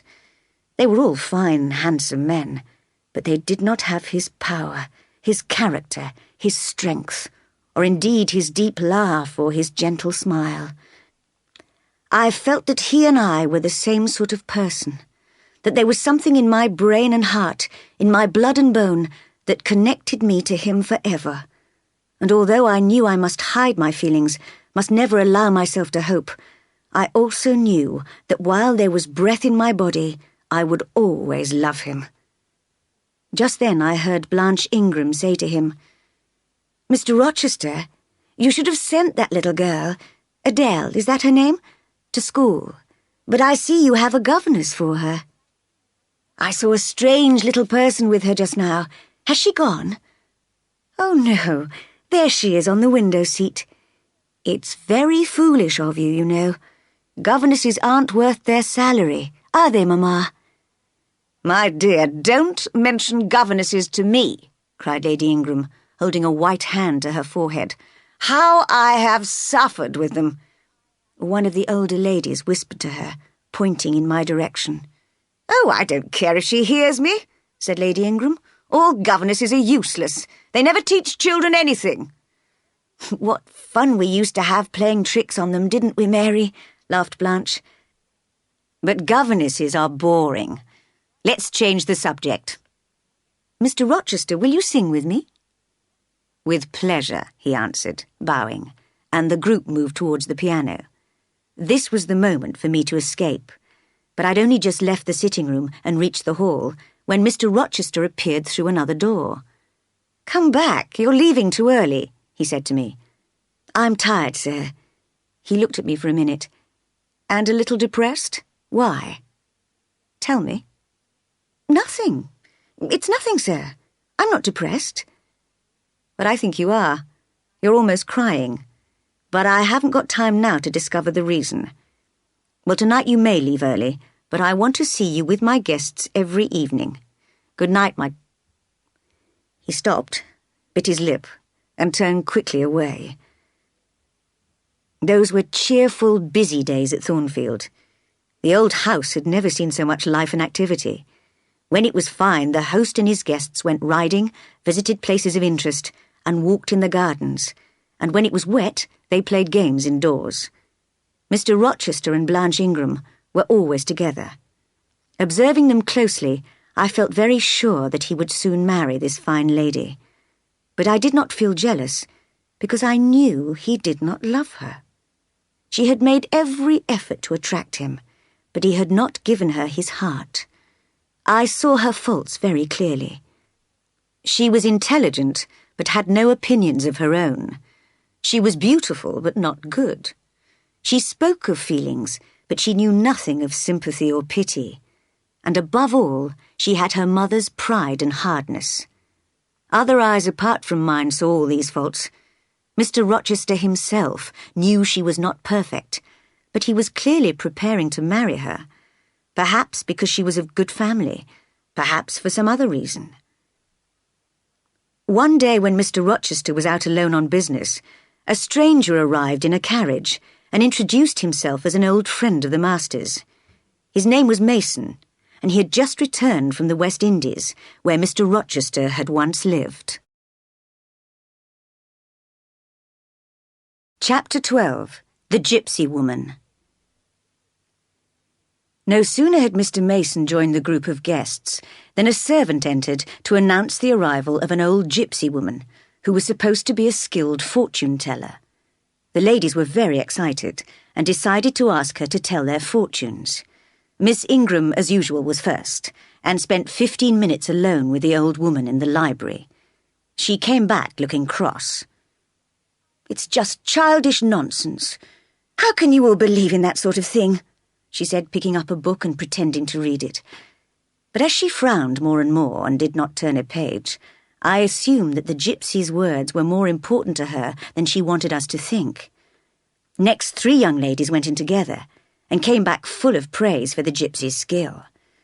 "She's old and dirty and ugly," they cried, shocked. "But she knows everything about us, everything." While the gentlemen were calming them down, the servant entered the room again. "Excuse me, miss," he said to me. "The gypsy says there's another young single lady in the room. She refuses to leave the house until she's seen all the young ladies. It must be you." "Oh, I'll go," I said gladly. I was curious to see the gypsy. She was sitting in an armchair in the library, murmuring words over a little black book. Her large black hat covered most of her face, but when she lifted her head, I saw her dark eyes. "So, you want me to tell your fortune?" she asked. "Well, I must warn you, I don't believe in your skill." "I expected that. Why don't you tremble?" "I'm not cold." "Why don't you turn pale?" "I'm not ill." "Why don't you ask me to tell your fortune?" "I'm not a fool." The old woman laughed and started smoking a short black pipe. "I can prove that you're cold and ill and a fool," she said. "Listen, you're cold because you're alone. You're ill because you lack love. And you're a fool because love is near you and you won't take one step to reach it." "That's true of many people," I said, interested. "Yes, but especially true of you. I can see that happiness is waiting for you if you really want it. Tell me, in that room of fine people, isn't there one face you look at? One person you're interested in?" "I hardly know the ladies and gentlemen here," I answered. "Well, you surely know the master of the house. What do you think of his relationship with his guests, and with one particular guest?" asked the gypsy, smiling wickedly. "They're all very friendly with each other," I replied cautiously. The gypsy seemed to know a lot about Thornfield. "Friendly? I'd say more than that. In fact, I'd go so far as to mention the name of Blanche Ingram and the word marriage. They will obviously be an extremely happy couple, although I told Miss Ingram something about the Rochester property which made her look quite depressed. If a wealthier gentleman comes along, Mr. Rochester might lose his beautiful bride." "But I came to hear about my future, not Mr. Rochester's." "It depends on whether you're going to stretch out your hand for happiness. Let me look at your face. Your eyes and your mouth show me that feelings are important to you, but your forehead shows me that common sense is your main guide in life. You will never do anything wrong or shameful. Well, I respect that. I don't want sacrifice or sorrow in my life. I want... But that will do. I'd like to stay here looking at you forever, but I must stop acting now." Was I dreaming? What was happening? The old woman's voice had changed and become as familiar to me as my own. "Well, Jane, do you know me?" asked the familiar voice, and struggling with the old clothes, Mr. Rochester stepped out of his disguise. "Sir, you've been talking nonsense to make me talk nonsense. It's hardly fair." "Do you forgive me, Jane?" "I shall try to, sir, but you shouldn't have done it." "What are my guests doing, Jane?" "Discussing the gypsy, I imagine." "Oh, and did you know that a stranger has arrived to see you?" "A stranger? I wasn't expecting anyone. Who can it be?" "His name's Mason, sir, and he comes from the West Indies." The smile froze on Mr. Rochester's lips, and his face went white. Mason? The West Indies? He repeated 3 times. Do you feel ill, sir? I asked, worried. Jane, help me, he murmured, almost falling. I helped him to sit down and sat with him. He took my hand and rubbed it gently. I wish I were on an island with you and nobody else, with no trouble or danger or terrible memories to make me suffer. How can I help you, sir? I'd give my life to help you. Jane, if I need help, I'll ask you, I promise. Get me a glass of wine now. I fetched one from the dining room and gave it to him. He looked less pale, but very stern. Jane, if all those fine guests of mine came and spat at me, what would you do? He asked. Turn them out of the house, sir, if I could. But if they only looked at me coldly and whispered behind their hands about me, and then left me one by one, I'd stay with you, sir, to comfort you. And if the whole world disapproved of me, would you still stay with me? If you deserved my friendship, as I'm sure you do, I wouldn't care about other people's disapproval. Thank you, Jane. Now go and ask Mr. Mason to come and see me. So I did, and leaving the 2 men in the library, went to bed. Much later I heard him showing Mr. Mason to his bedroom, and was glad that Mr. Rochester sounded so cheerful. Chapter 13. The Stranger is Attacked. I was woken by the full moon shining in on me, as I had forgotten to draw my curtains. Suddenly, a wild, terrible cry broke the silence, echoing throughout the house. My heart missed a beat. What could it mean? It came from the top floor. Then I heard the sounds of a desperate struggle just above my room. Help! Help! Help! Won't anyone help me? Rochester! Rochester! For God's sake, come! Shouted a voice from upstairs. Bedroom doors were opened as the guests woke up. What's happening? Fetch a candle. Is it a fire? Are there burglars? Where's Rochester? He isn't in his room. Here I am, called the master of the house, descending with a candle from the top floor. It's all right. Don't be afraid, ladies. A servant's had a bad dream, that's all, and started screaming. Nothing to worry about. Please go back to your rooms. You'll catch cold otherwise. And so he calmed his guests and persuaded them to return to their rooms.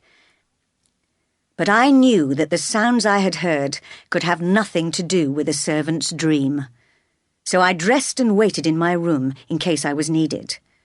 After about an hour, when Thornfield Hall was completely silent again, there was a cautious knock on my door. Are you awake, Jane? Asked the voice I had been expecting. Yes, sir, and dressed. Good. I need you. Come and help me. Bring a clean cloth with you. We went quietly up to the top floor, where he unlocked one of the small black doors. Do you feel faint at the sight of blood? He asked. I don't think so, I replied. We entered a room with curtains hung on the walls. One of the curtains was tied back to reveal a secret door into another small room.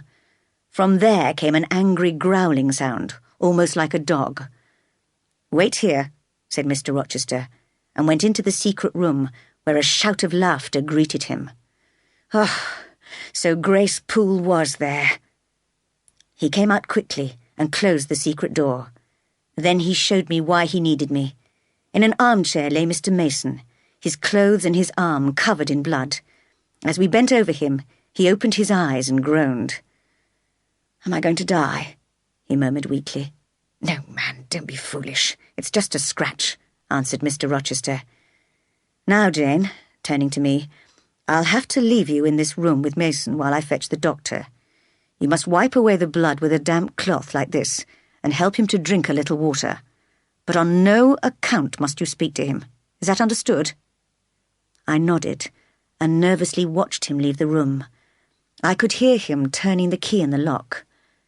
So here I was, in the middle of the night, locked in with a bleeding, dying man and a wild, murdering woman only the other side of a door.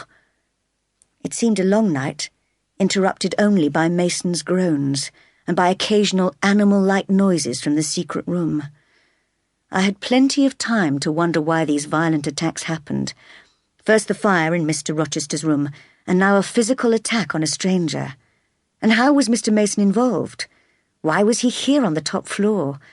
I had heard his host showing him to a bedroom near mine on the second floor. And why was Mr. Rochester so frightened when Mr. Mason came to Thornfield? At last, Mr. Rochester arrived with a doctor, who cleaned and bandaged Mason's wounds. "Strange," remarked the doctor. "The skin on the shoulder has been torn by teeth, as well as a knife." "She bit me," murmured Mason, "when Rochester managed to get the knife from her." "Well, I warned you not to see her alone," said Rochester. "You should have waited till the morning. Then we could have seen her together. Don't worry, man. When you get back to the West Indies, you can forget her. Think of her as dead and buried. Now, Doctor, is Mason ready to be moved? I have a carriage waiting outside. You'll take him home with you to avoid gossip, and then in a few days he'll be fit enough to leave the country." Although it was now early morning, the house was still in total silence, and so there were no witnesses to see Mason being helped downstairs and put in the carriage. "Look after him, Doctor," said Rochester. "Goodbye, Dick." "Edward, make sure she's taken care of. Make sure she's treated well." Mason could not continue, but burst into tears.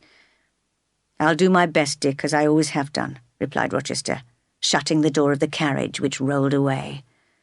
"But I wish there was an end to it," he murmured to himself. As we were walking back through the garden to the house, he said to me, "Jane, you've had a strange night. You look pale. Were you afraid when I left you alone with Mason?" "Not of Mason, sir, but of Grace Poole in the secret room. But I'd locked her door. I would never leave you in danger." "Will she go on living here, sir?" I asked. "Oh, yes. Don't think about her." "But I'm sure your life is in danger while she's here." "Don't worry, I can take care of myself. I'm in more danger while Mason's in England. I live in constant fear of a disaster." "But Mr. Mason's weak. You have great influence with him." "Yes, he wouldn't knowingly hurt me, but by one careless word he could destroy, if not my life, at least my chance of happiness. Sit down with me on this bench, Jane. I want to ask you something." The early sun warmed the bench and the birds were singing.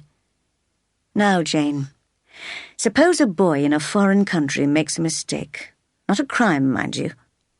The results of this mistake have a terrible effect on his whole life. He comes home after years of suffering and meets someone who is fresh and good and pure. Now, can he ignore society? Can he forget the past and live the rest of his life with her in peace?" It was a difficult question to answer. In the end, I said, "You can't rely on a human being to cure you of evil and give you peace. You must ask God's help." "But I think I've found the cure. It's—" He paused. I held my breath. I almost thought the birds would stop singing to hear the name he was going to say. "Yes," he said in quite a different, hard voice. "You've noticed my love for Miss Ingram, haven't you? Don't you think she'll cure me of my wickedness, Jane? Oh, I can hear some of the guests in the garden. Go into the house by the back door." As I went one way and he another, I heard him say cheerfully to the gentleman, "Mason's already left. I got up early to say goodbye to him." Chapter 14. Trouble at Gateshead.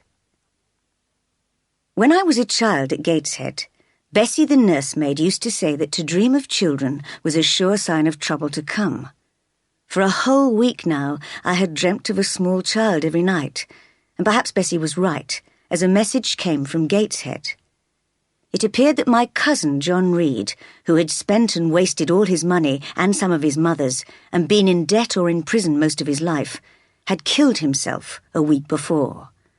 And then Mrs. Reed, whose health had been badly affected by worrying about her son, had suddenly fallen ill when she heard of his death. Although she could hardly speak, she had recently managed to express a wish to see me, and so my cousins Eliza and Georgiana had sent their coachman Robert to bring me back to Gateshead. I felt I could not refuse to see my aunt, perhaps for the last time. So I went to ask Mr. Rochester's permission to leave Thornfield for a while.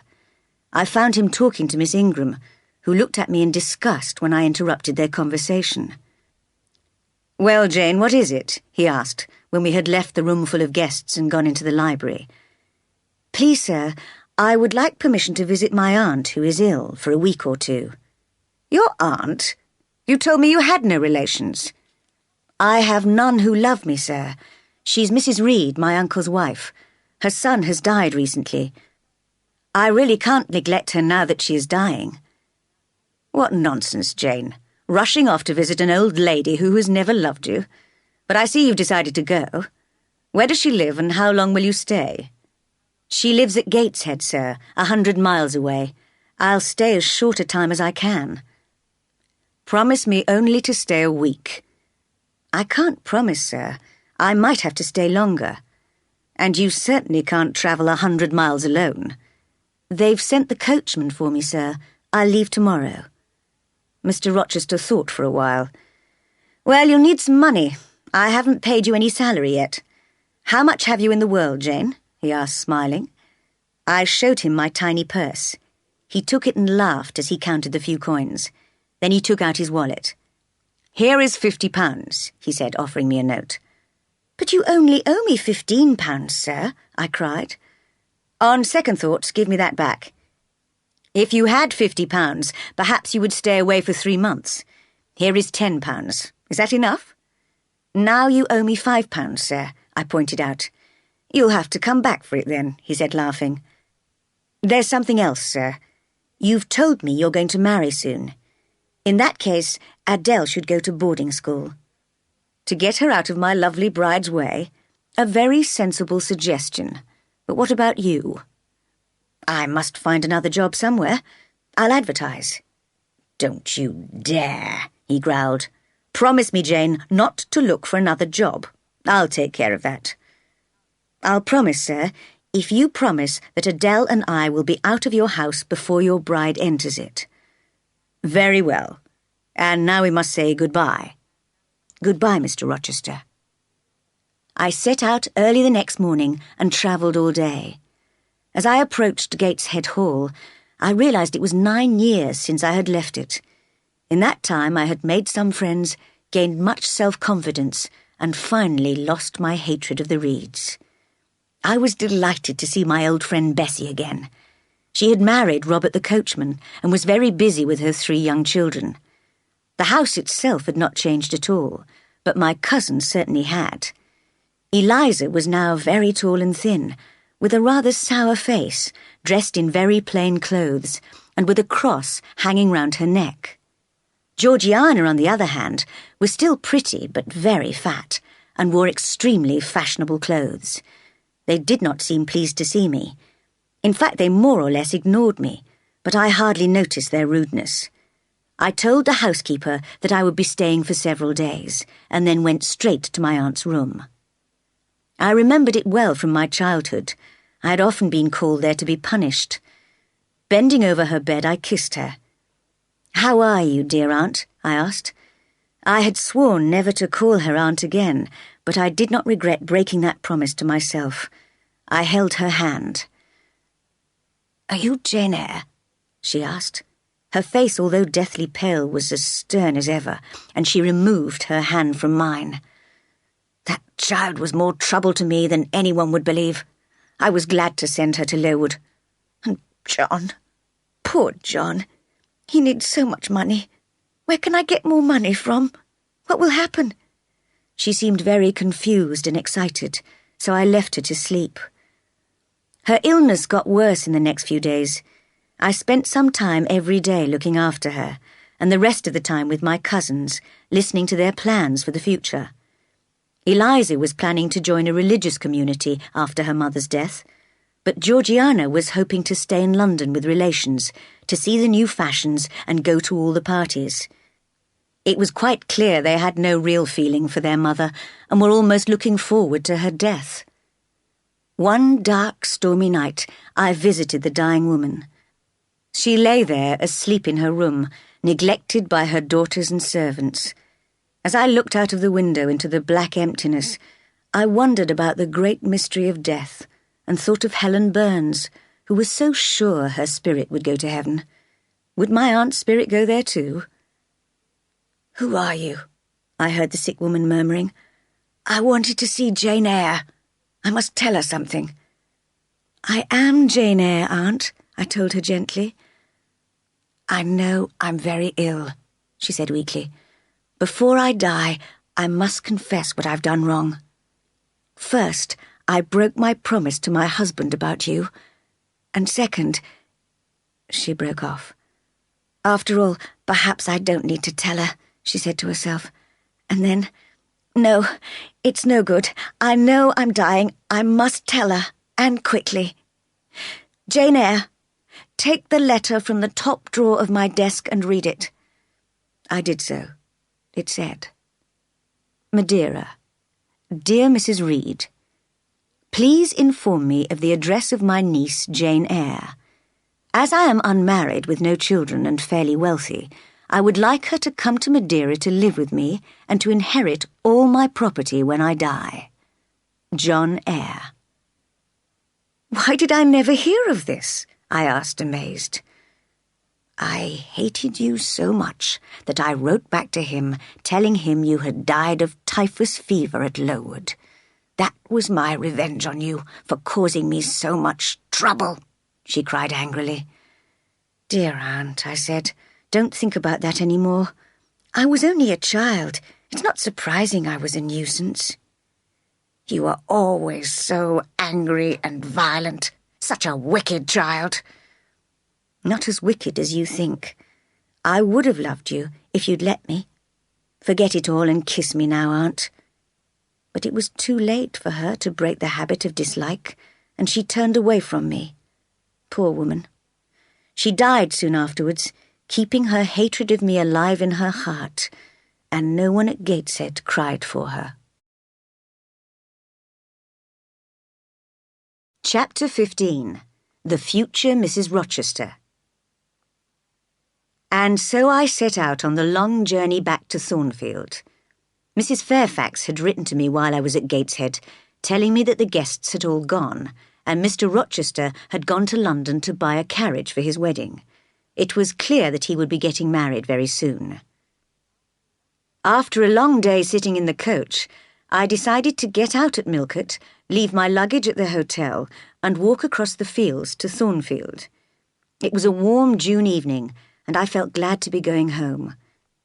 I had to remind myself sternly that Thornfield was not my permanent home, and that the person I was so looking forward to seeing was perhaps not even thinking of me. And then I saw him. He was sitting on the gate ahead of me, writing in a notebook. He noticed me at once. "Hello," he cried. I was trembling at the unexpected sight of him, and could not control my voice, so I approached in silence. "So it's Jane Eyre," he continued. "Why didn't you send for a carriage? It's just like you to come on foot from Millcote.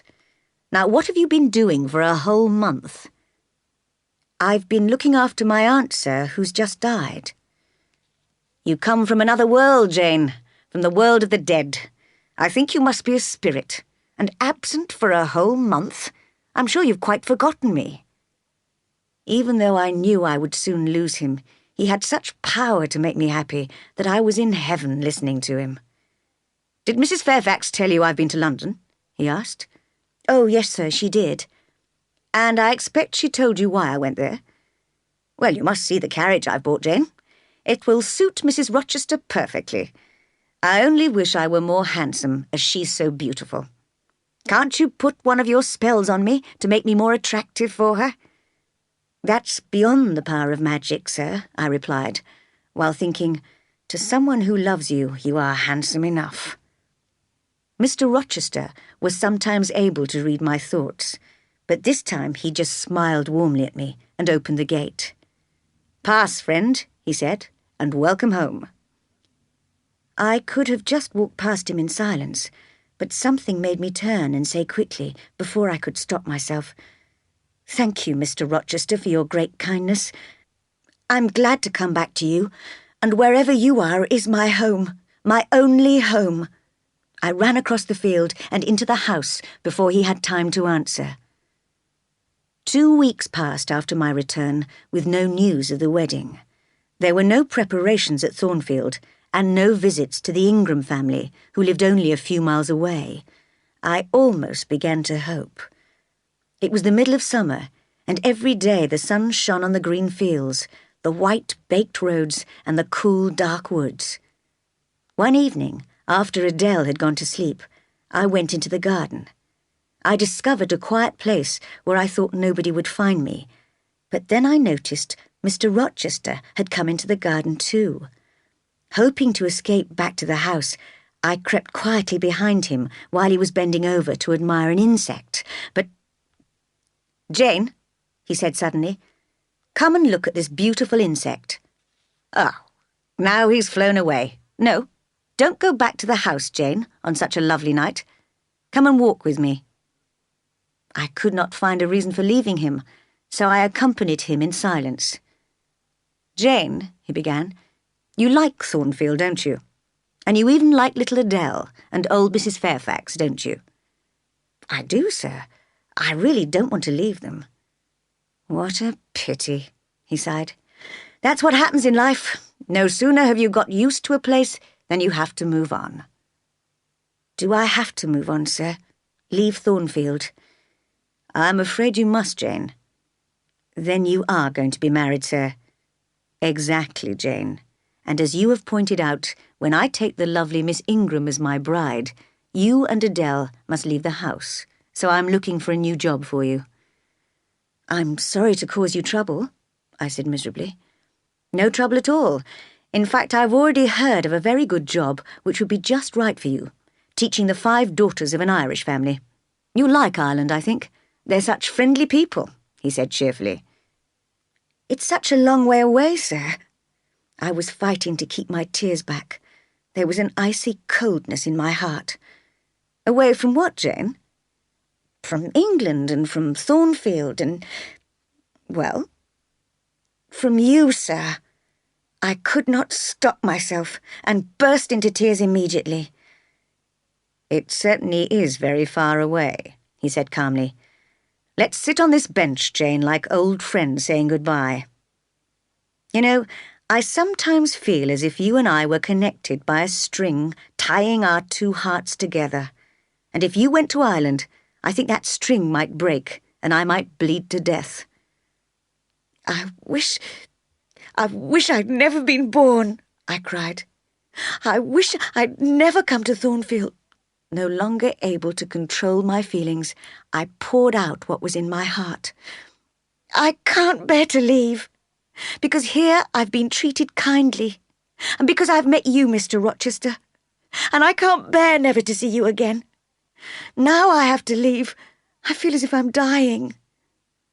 "Why do you have to leave?" he asked innocently. "Why?"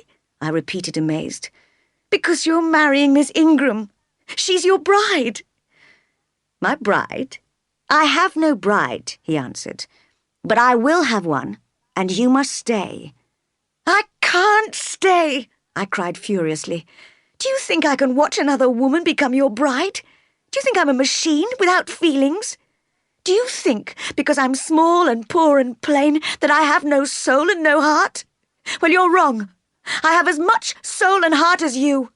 It is my spirit that speaks to your spirit. We are equal in the sight of God." "We are," repeated Mr. Rochester, taking me in his arms and kissing me. "Don't struggle, Jane, like a wild, restless bird." "Let me go, Mr. Rochester. I am no bird, but a free human being." And I managed to break away. "Yes, Jane, you are free to decide. I ask you to walk through life with me, to be my constant companion." "You're laughing at me. You've already chosen your companion for life." I was crying quietly, while Mr. Rochester looked gently and seriously at me. "Jane," he said, "I ask you to be my wife. You are my equal, Jane. Will you marry me? Don't you believe me?" "Not at all," I answered. "I'll convince you. Listen, I don't love Miss Ingram and she doesn't love me. She only liked me for my wealth. And when I, disguised as the gypsy woman, told her that I had only a little money, she and her mother lost interest in me. You strange, magical spirit, I love you. You small and poor and plain. I ask you to marry me. You want to marry me? I cried, almost beginning to believe him. But I have no friends, no money, no family. I don't care, Jane. Say yes quickly. It's cruel to make me suffer like this. Give me my name. Say, Edward, I'll marry you, he cried, his face very pale in the moonlight. Are you serious? Do you really love me? Do you honestly want me to be your wife? I asked. I swear it. Then, Edward, I will marry you. My little wife. He held me in his arms for a long time, kissing me gently. Once he murmured, "No family. That's good. No family to interfere." And then, "I don't care what people think." And again, "Are you happy, Jane?" I thought of nothing except the great happiness of being with him forever. But while we were talking, the weather had changed.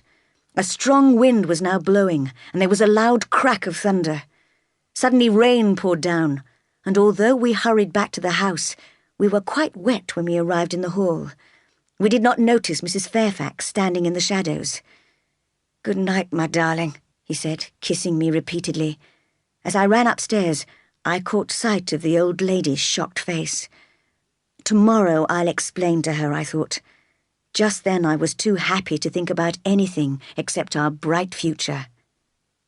Outside, the storm continued furiously all night, and in the morning we discovered that the great tree at the bottom of the garden, which had stood for hundreds of years, had been hit by lightning and torn in half.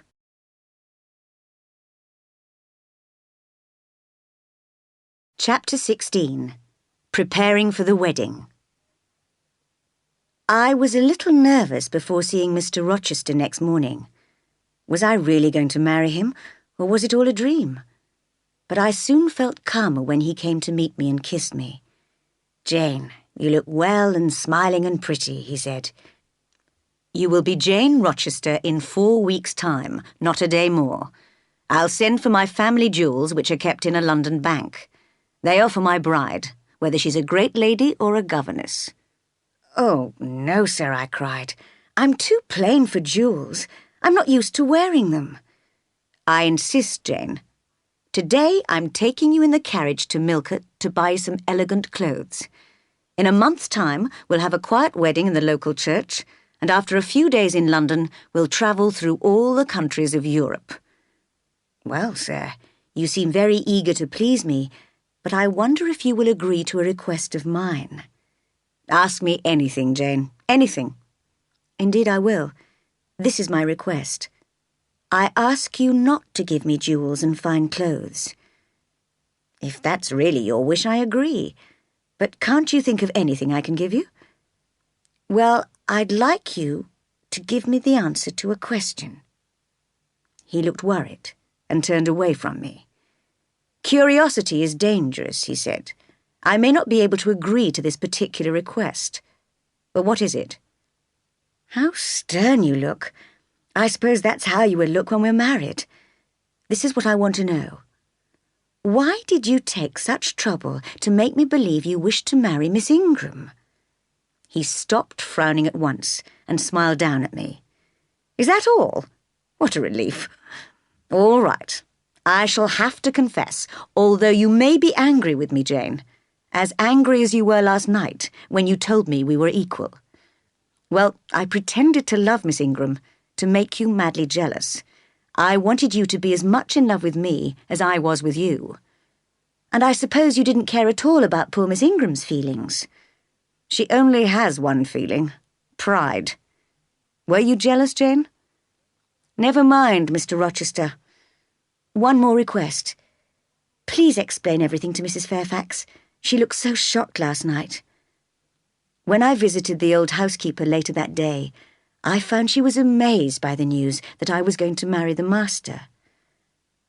never have thought it," she kept repeating.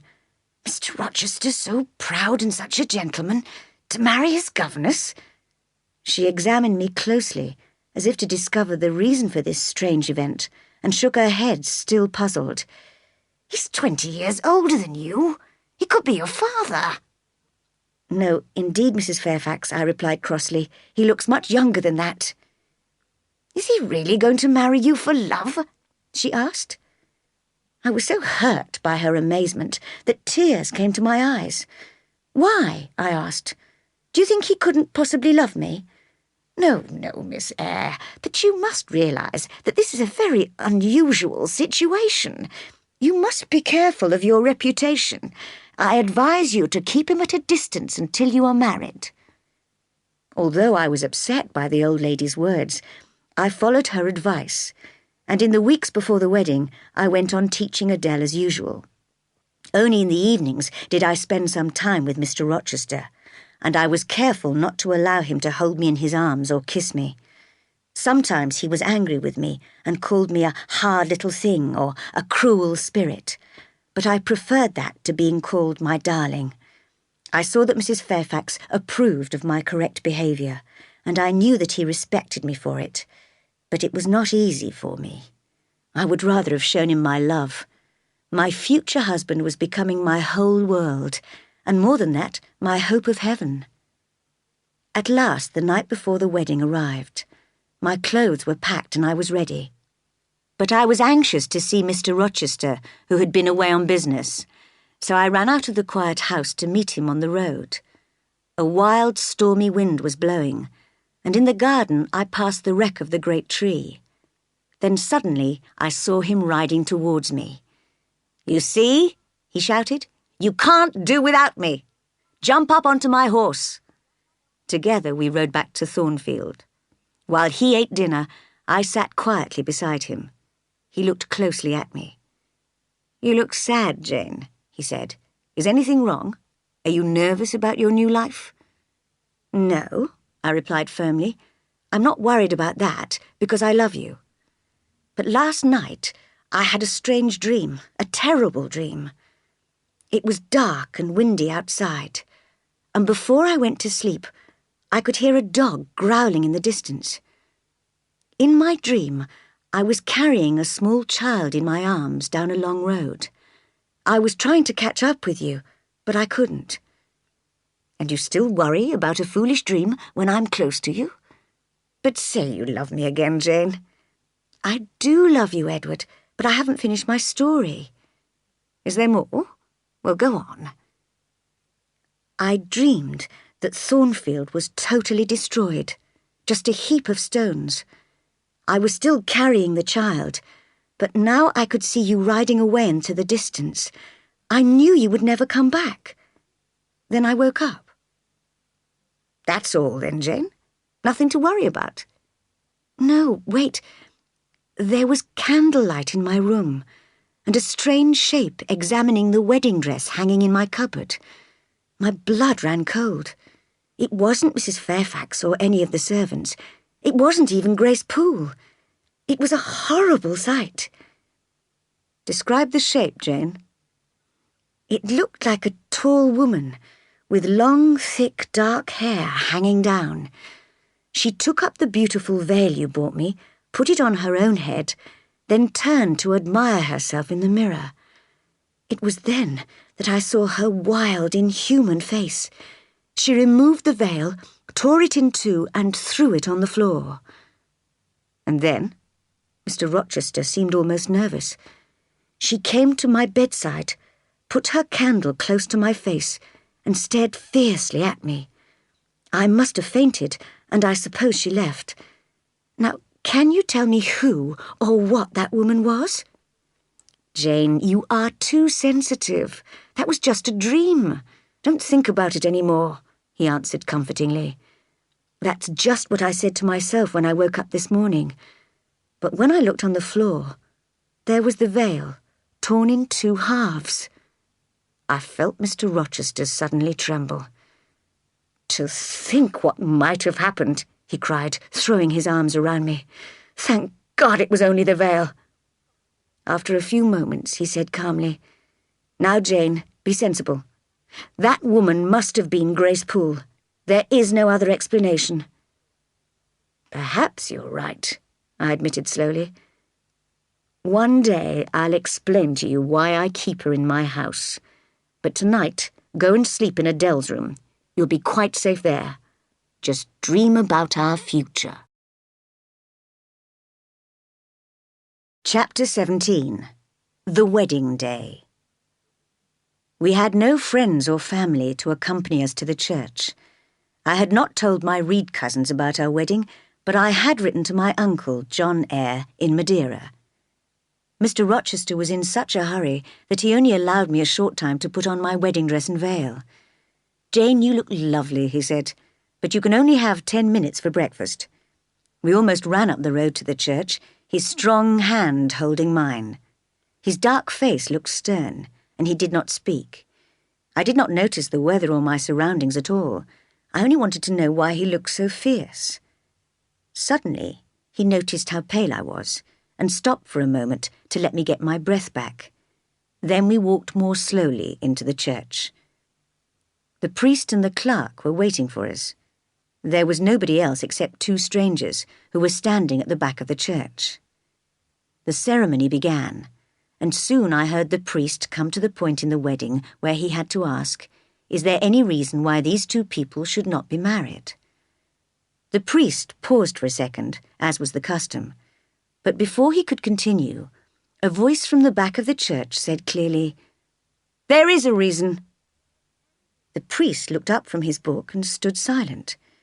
Mr. Rochester said in his deep voice, without turning his head, "Continue with the ceremony." Silence fell again. Then the priest shook his head.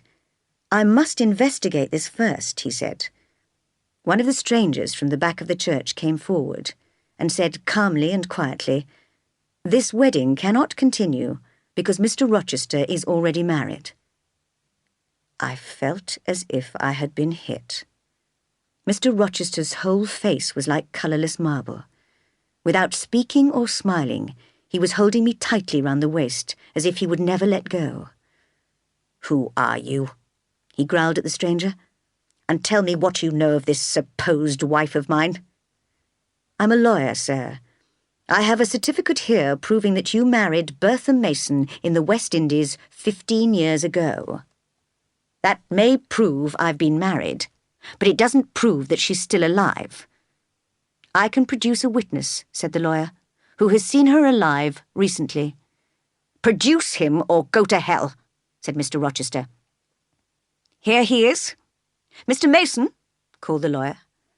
And the second stranger slowly approached from the shadows, his pale face looking frightened. Mr. Rochester, staring furiously at him, raised his strong right arm to knock him down. "No!" cried Mason, trembling. Mr. Rochester dropped his arm and turned away in disgust. "Sir," said the priest, frowning, "don't forget we are in the house of God. Mr. Mason, please tell us if this gentleman's wife is still alive." "She's at Thornfield Hall," replied Mason in a weak voice. "I'm her brother, and I've seen her there." "Thornfield Hall?" cried the priest. "I've lived here for years, and I've never heard of a Mrs. Rochester." "I was careful to keep her a secret," murmured Mr. Rochester, frowning. After a few minutes' thought, he announced, "I must reveal the truth, I suppose. There will be no wedding today. No doubt God will punish me for this. What this lawyer says is true. I've been married, and my wife still lives. I was tricked into marrying her when I was young in the West Indies. Madness runs in her family, but they didn't tell me that. Now she's more of an animal than a woman. I keep her locked away, guarded by my old servant, Grace Poole. I invite you all to come to my house to see her, and to judge whether I had the right to ask this innocent young girl to marry me. Follow me." Still holding me firmly, he left the church, followed by the others.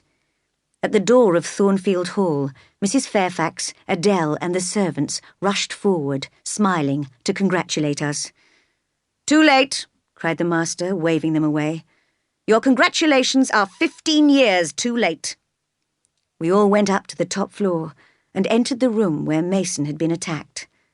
Mr. Rochester lifted the curtain, opened the secret door, and showed us the little room.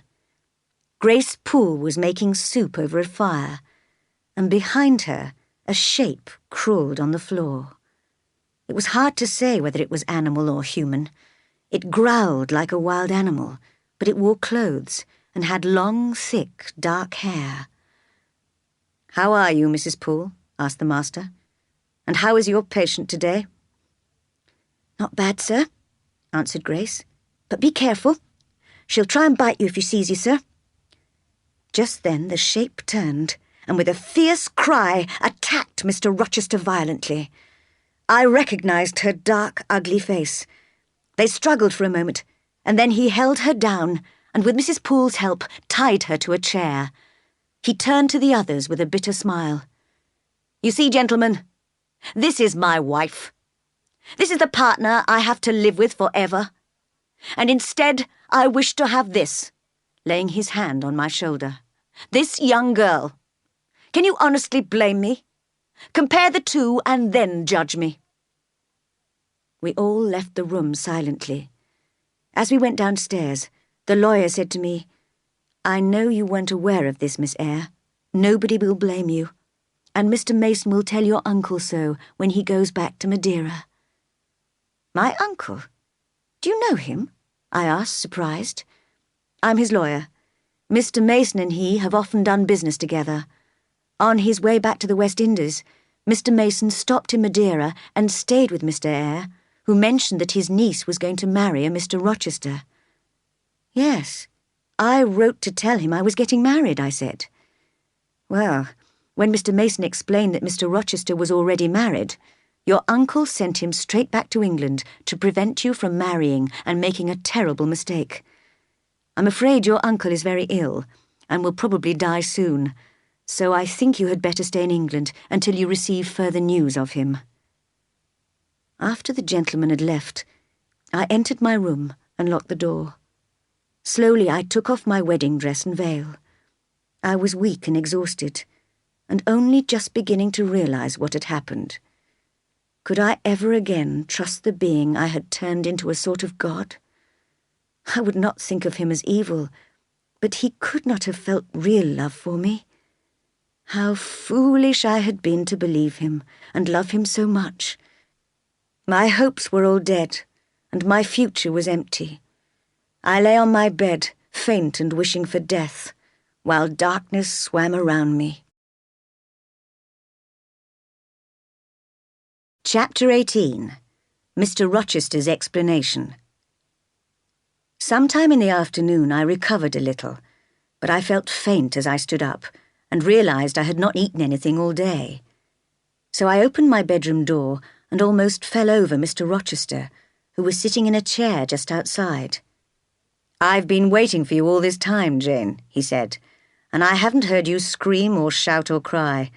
Aren't you angry with me? I never meant to hurt you. Will you ever forgive me?" He sounded so sincere that I forgave him at once in my heart. "Scold me, Jane. Tell me how wicked I am," he said. "Sir, I can't. I feel tired and weak. I want some water." He took me in his arms and carried me downstairs to the library, where he put me in front of the fire and gave me a glass of wine. I began to feel better. He bent to kiss me, but I turned my face determinedly away. "What?" he cried. "You refuse to kiss me? Because I'm Bertha Mason's husband? Is that it?" "Yes, sir." "I know you very well, Jane. I know how firm you are when you've decided something. You're planning to destroy my hope of happiness. You intend to be a stranger to me from now on. And if I'm friendly towards you in future, you'll remind yourself, that man nearly made me his mistress. I must be ice cold to him. And ice cold is what you'll be." "It's true, sir," I said, trying to stop my voice from trembling, "that everything around me has changed. So I must change too. Adele must have a new governess." "Oh, Adele will go to boarding school. I've already decided that. And you and I will both leave this house, This narrow stone hell, this house of living death. We can never be happy here, under the same roof as that woman. Oh, I hate her." "You shouldn't hate her, sir," I said. "It's not her fault she's mad, poor thing." "Jane, my darling, it's not because she's mad that I hate her. If you were mad, I wouldn't hate you. I'd look after you lovingly. But why talk of madness? We are all ready to travel. Everything is packed. Tomorrow we'll leave. I have a place to go to, where nobody will find us or talk about us." "And take Adele with you, sir. She'll be a companion for you," I interrupted. I knew I had to tell him soon. "Adele? What do you mean, Jane? She's going to school. I don't want her, I want you with me. Do you understand?" I did, but I slowly shook my head. He was becoming angry and was staring fiercely at me. He looked as if he was about to lose control. I was not at all afraid, because I knew I still had the power to calm him. So I took his hand and stroked it, saying, "Sit down, sir. I'll talk or listen to you as long as you like." I had been struggling with tears for some time, and now I let them flow freely. It was a great relief. "Don't cry, Jane. Please be calm," he begged. "How can I be calm when you're so angry?" "I'm not angry, but I love you so much, and your pale little face looks so stern and decided." He tried to put his arm around me, but I would not let him. "Jane," he said sadly, "you don't love me then." "I do love you," I answered, "more than ever. But this is the last time I can say it. There is only one thing for me to do, but you'll be furious if I mention it." "Oh, mention it. If I'm angry, you can always burst into tears," he said with a half-smile. "Mr. Rochester, I must leave you. I must start a new life among strangers." "Of course. I told you we would leave. I'll ignore that nonsense about you leaving me. You'll be Mrs. Rochester, and I'll be your husband until I die. We live happily and innocently together in a little white house I have in the south of France. Jane, don't shake your head or I'll get angry." "Sir, your wife is alive," I dared to say, although he was looking aggressively at me. "And if I lived with you like that, I'd be your mistress." "I'm a fool," he said suddenly. "I haven't told you the whole story. Oh, I'm sure you'll agree when you know everything. Listen, Jane, you know that my father loved money very much." "I heard someone say that, yes, sir." "Well, he hated the idea of dividing the family property, so he left it all to my elder brother. But that meant I would be poor unless I married a rich wife. So he decided I should marry Bertha Mason, the daughter of his wealthy friend, Jonas Mason. I was young and easily impressed, so when I saw her in the West Indies, beautiful and elegantly dressed, I thought I loved her. What a fool I was then. After the wedding, I learned that my bride's mother and younger brother were both mad. Dick Mason will probably be in the same state one day. My father knew all this, but did not tell me. I soon found that Bertha and I had nothing in common. Not only was she coarse and stupid, her madness also made her violent. I lived with her for 4 years. By now my father and brother were dead, so I was rich, but I considered myself poor because I was tied to a mad wife until death. "I pity you, sir. I do pity you." Pity, Jane, is an insult from some people, but from you I accept it as the mother of love. Well, I had moments of despair when I intended to shoot myself, but in the end I decided to bring the madwoman back to Thornfield Hall, where nobody knew that we were married. She has lived here ever since. Even Mrs. Fairfax and the servants don't know the whole truth about her. But although I pay Grace Poole well and trust her absolutely, she sometimes drinks too much and allows the creature to escape. Twice she's got out of her room at night, as you know. The first time she nearly burnt me in my bed, and the second time she visited you, and must have been reminded of her own wedding day by seeing your wedding dress. "And what did you do, sir, when you had brought her here?" "I travelled all over Europe, Jane. I was looking for a good and intelligent woman to love." "But you couldn't marry, sir," I interrupted. I believed I could. I thought I might find some reasonable woman who would understand my case and accept me. Well, sir, did you? Not in Europe, Jane, where I spent 10 long years looking for an ideal. I tried taking mistresses like Celine, the French dancer, but finally, bitter and disappointed with my wasted life, I returned to Thornfield on a frosty winter afternoon. And when my horse slipped and fell on the ice, a little figure appeared and insisted on helping me. In the weeks that followed, I began to depend on that bird-like little figure for my happiness and new interest in life. "Don't talk any more of the past, sir," I said, wiping a secret tear from my eye. "No, Jane, you're right. The future is much brighter. You understand now, don't you? I've wasted half my life in misery and loneliness, but now I've found you. You are at the centre of my heart. It was stupid of me to try to marry you like that without explaining. I should have confessed everything as I do now and appealed to your great generosity of spirit. I promise to love you and stay with you forever. Jane promised me the same." A pause. "Why are you silent, Jane?" This was a terrible moment for me. In the struggle and confusion that was going on in my heart, I knew that he loved me and I loved him, but I also knew that I must leave him. "Jane, just promise me I will be yours." "Mr. Rochester, I will not be yours." Another pause. "Jane," he said with a gentleness that cut into my soul. "Jane, do you intend us to live apart forever?"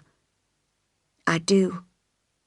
"Jane," bending towards me and kissing me, "is that still your intention?" "It is," I replied, pulling away from him. "Oh, Jane, this is a bitter shock. It would not be wicked to love me." "It would be wicked to do what you want." "Jane, just imagine my horrible life when you have gone. I shall be alone with that madwoman upstairs. Where shall I find friendship and hope?" "You can only trust in God and yourself. Live without doing wrong and die hoping to go to heaven." "That's impossible without you.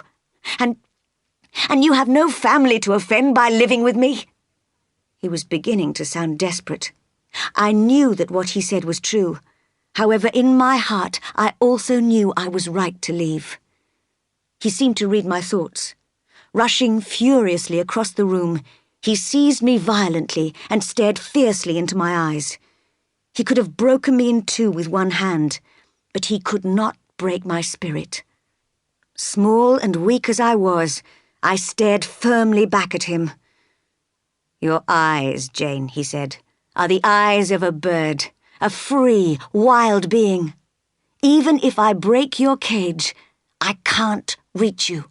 Beautiful creature. You'll fly away from me. But you could choose to fly to me. Come, Jane, come." He let me go and only looked at me. How hard it was to resist that look. "I'm going," I said. "Does my deep love mean nothing to you? Oh, Jane, my hope, my love, my life." And he threw himself despairingly on the sofa. I had reached the door, but I could not leave. I walked back, bent over him, and kissed his cheek. "Goodbye, my dear master," I said. "May God protect you." "Without your love, Jane, my heart is broken," he said. "But perhaps you will, so generously, give me your love after all." He jumped up with hope in his eyes, holding out his arms to me, but I turned and ran out of the room. That night, I only slept a little, dreaming of the Red Room at Gateshead. The moonlight shone into my bedroom as it did then, and I saw a vision on the ceiling, a white figure looking down on me. It seemed to whisper to my spirit, "Daughter, leave now before you are tempted to stay." "Mother, I will," I answered. And when I woke up, although it was still dark outside, I wrapped up some spare clothes in a parcel and put a little money in a purse. As I crept downstairs, I could hear Mr. Rochester in his room, walking up and down and sighing. I could find heaven in this room if I wanted. I just had to enter and say, "I will love you and live with you through life until death." My hand moved towards the handle, but I stopped myself and went miserably downstairs and out of the house. Setting out on the road, I could not help thinking of Mr. Rochester's despair when he found himself abandoned. I hated myself for wounding him, and for perhaps driving him to a life of wickedness or even death. I wanted desperately to be with him, to comfort him, but somehow I made myself keep walking, and when a coach passed, I arranged to travel on it as far as my money would pay for. Inside the coach, I cried the bitterest tears of my life. Part 4. A Woman at Moor House. Chapter 19. Finding Shelter. I was put down at Whitcross, a crossroads on the moor, after travelling for 2 days in the coach. As it rolled away, I realised I had left my parcel inside and given the coachman all the coins in my purse. I was alone on the open moor, with no money or possessions. Lonely white roads stretched across the great wide moors as far as the hills. I was glad to see there were no towns here, because I did not want people to question me or pity me. So I walked across the moor until I found a dry place to sleep, in the shelter of a small hill. Luckily it was a warm night with no rain. The next day was hot and sunny, but I needed food and water, so I could not stay on the moor. Taking one of the white roads, I eventually found a small village. I needed all my courage to knock on some of the doors, asking if there was any paid work I could do.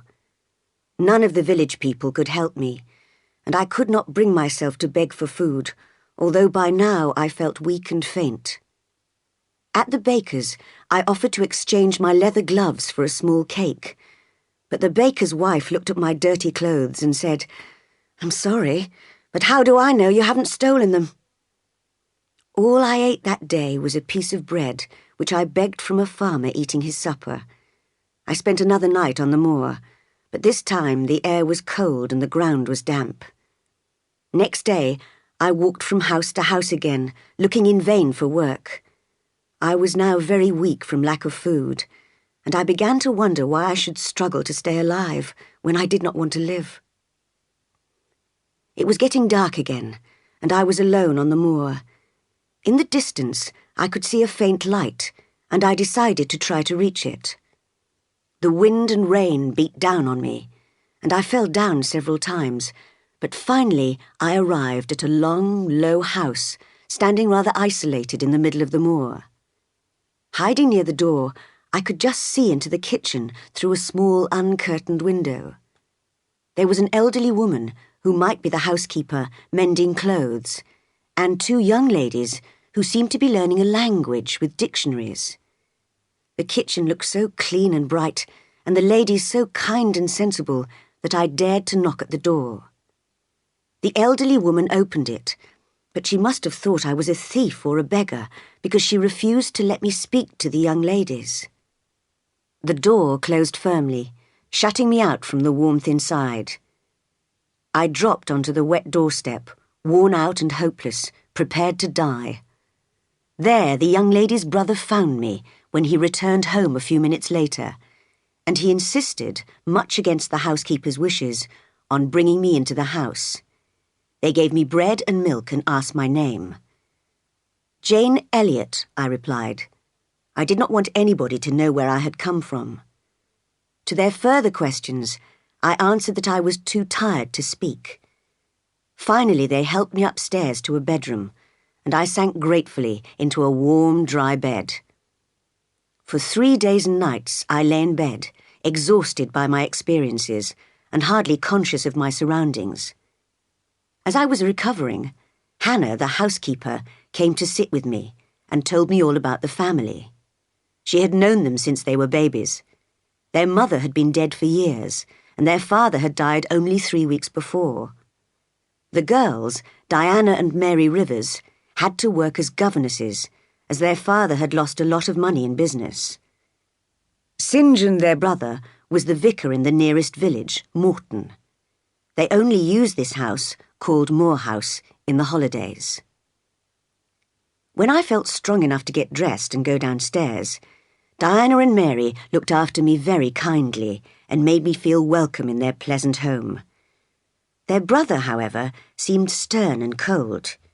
He was between 28 and 30, fair-haired and extremely handsome. Diana and Mary were curious about my past, but sensitive enough to avoid asking questions which would hurt me.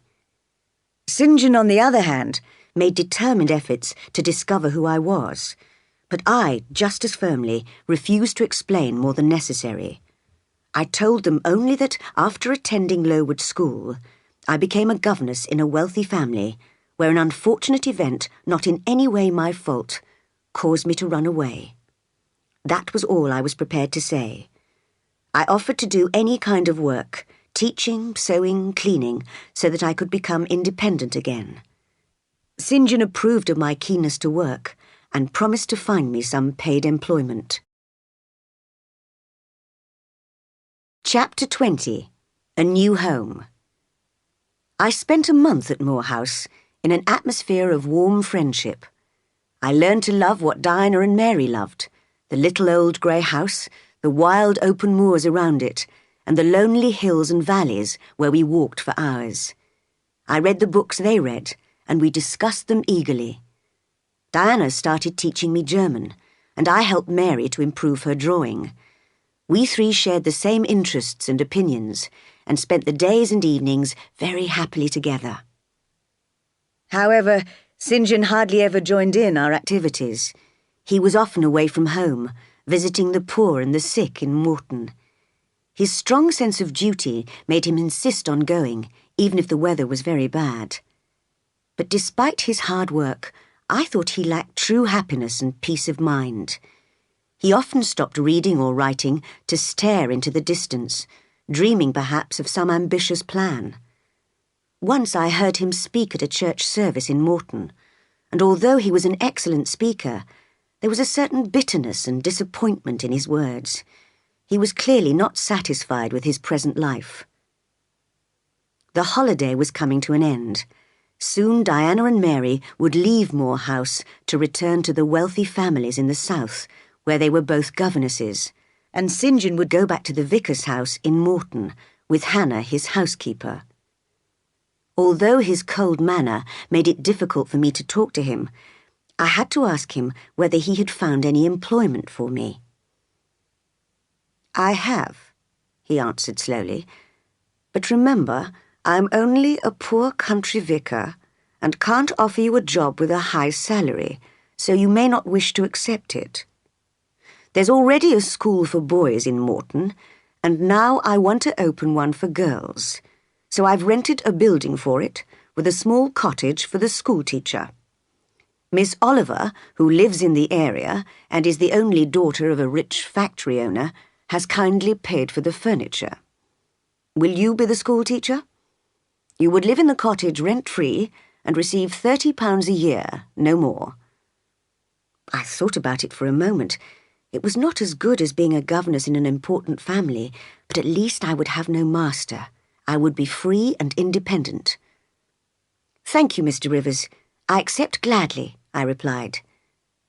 "But you do understand," he asked, a little worried. "It will only be a village school. The girls will be poor and uneducated. You'll be teaching reading, writing, counting, sewing, that's all. There'll be no music or languages or painting." "I understand, and I'll be happy to do it," I answered. He smiled, well satisfied with me. "And I'll open the school tomorrow if you like," I added. "Very good," he agreed. Then, looking at me, he said, "But I don't think you'll stay long in the village." "Why not? I'm not ambitious, although I think you are." He looked surprised. "I know I am, but how did you discover that? No, I think you won't be satisfied by living alone. You need people to make you happy." He said no more. Diana and Mary lost their usual cheerfulness as the moment for leaving their home and their brother came closer. "You see, Jane," Diana explained, "St. John is planning to become a missionary very soon. He feels his purpose in life is to spread the Christian religion in unexplored places where the people have never heard the word of God. So we won't see him for many years, perhaps never again. He looks quiet, Jane, but he's very determined. I know he's doing God's work, but it will break my heart to see him leave." And she broke down in tears. Mary wiped her own tears away as she said, "We've lost our father. Soon we'll lose our brother too." Just then, St. John himself entered, reading a letter. "Our Uncle John is dead," he announced. The sisters did not look shocked or sad, but seemed to be waiting for more information. St. John gave them the letter to read, and then they all looked at each other, smiling rather tiredly. "Well," said Diana, "at least we have enough money to live on. We don't really need any more." "Yes," said St. John. "But unfortunately we can imagine how different our lives might have been." He went out. There was a silence for a few minutes. Then Diana turned to me. "Jane, you must be surprised that we don't show any sadness at our uncle's death. I must explain. We've never met him. He was my mother's brother, and he and my father quarrelled years ago about a business deal. That's when my father lost most of his money. My uncle, on the other hand, made a fortune of £20,000. As he never married and had no relations apart from us and one other person, my father always hoped we would inherit Uncle John's money. But it seems this other relation has inherited his whole fortune. Of course, we shouldn't have expected anything, but Mary and I would have felt rich with only £1,000 each, and St. John would have been able to help so many more poor people." She said no more, and none of us referred to the subject again that evening. The next day, the Rivers family returned to their separate places of work, and I moved to the cottage in Morton. Chapter 21. Mr. Rivers' Sacrifice. I had 20 village girls to teach, some of them with such a strong country accent that I could hardly communicate with them. Only 3 could read, and none could write, so at the end of my first day I felt quite depressed at the thought of the hard work ahead of me. But I reminded myself that I was fortunate to have any sort of job, and that I would certainly get used to teaching these girls, who, although they were very poor, might be as good and as intelligent as children from the greatest families in England. Ever since I ran away from Thornfield, Mr. Rochester had remained in my thoughts. And now, as I stood at my cottage door that first evening, looking at the quiet fields, I allowed myself to imagine again the life I could have had with him in his little white house in the south of France. He would have loved me. Oh yes, he would have loved me very much for a while. He did love me, I thought. Nobody will ever love me like that again. But then I told myself that I would only have been his mistress in a foreign country, and for a short time, until he grew tired of me. I should be much happier here as a schoolteacher, free and honest, in the healthy heart of England. But strangely enough, St. John Rivers found me crying as he approached the cottage. Frowning at the sight of the tears on my cheeks, he asked me, "Do you regret accepting this job, then?" "Oh, no," I replied quickly. "I'm sure I'll get used to it soon, and I'm really very grateful to have a home and work to do. After all, I had nothing a few weeks ago." "But you feel lonely, perhaps?" he asked, still puzzled. "I haven't had time to feel lonely yet." "Well, I advise you to work hard and not to look back into your past. If something which we know is wrong tempts us, then we must make every effort to avoid it, by putting our energy to better use. A year ago, I too was very miserable, because I was bored by the routine life of a country vicar, and I was tempted to change my profession. But suddenly, there was light in my darkness, and God called me to be a missionary. No profession could be greater than that. Since that moment of truth, I have been perfectly happy, making my preparations for leaving England and going abroad in the service of God. Happy, that is, except for one little human weakness, which I have sworn to overcome." His eyes shone as he spoke of his great purpose in life, and I was listening, fascinated, so neither of us heard the light footsteps approaching the cottage along the grassy path. "Good evening, Mr. Rivers," said a charming voice, as sweet as a bell. St. John jumped, as if hit between the shoulders, then turned slowly and stiffly to face the speaker.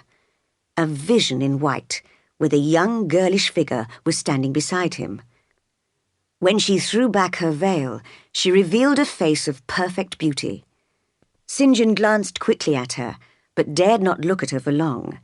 He kept his eyes on the ground as he answered, "A lovely evening, but it's late for you to be out alone."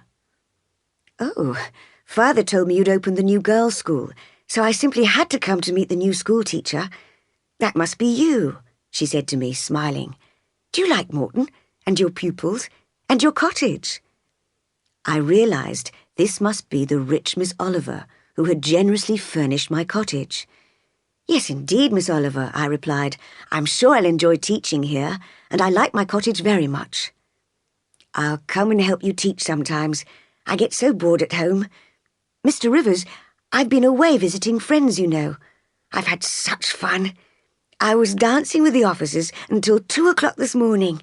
They're all so charming."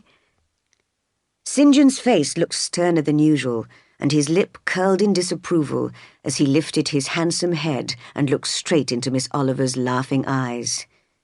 He breathed deeply, and his chest rose, as if his heart wanted to fly out of its cage, but he said nothing, and after a pause, Miss Oliver continued.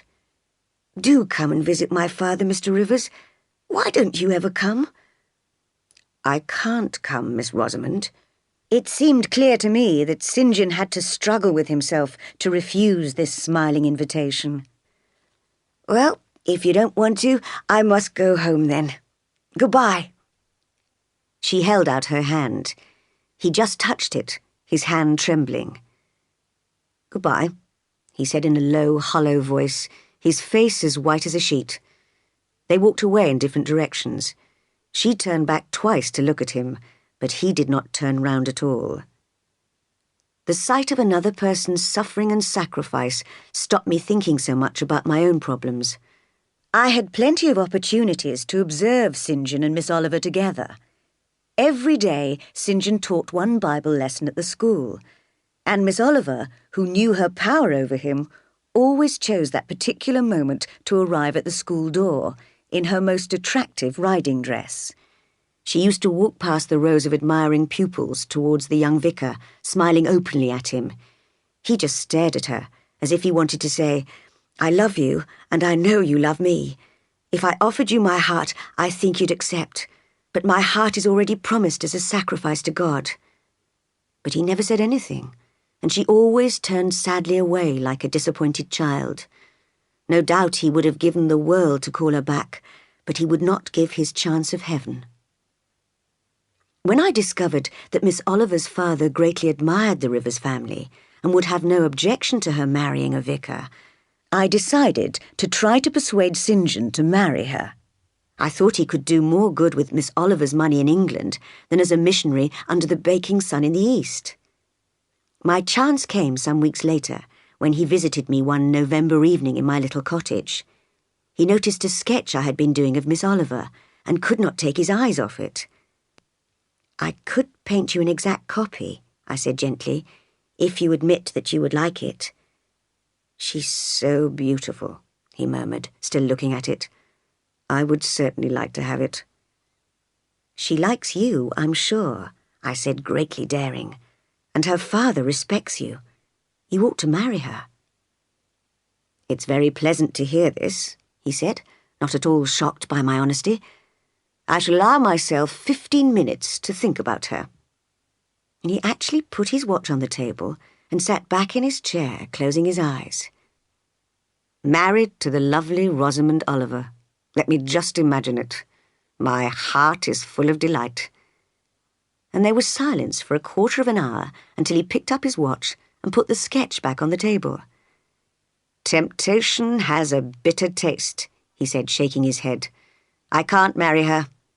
You see, although I love her so deeply, I know that Rosamond would not make a good wife for a missionary."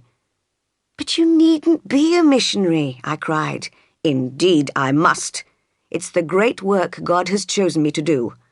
I shall carry with me into the darkest corners of the world knowledge, peace, freedom, religion, the hope of heaven. That is what I live for, and what I shall die for."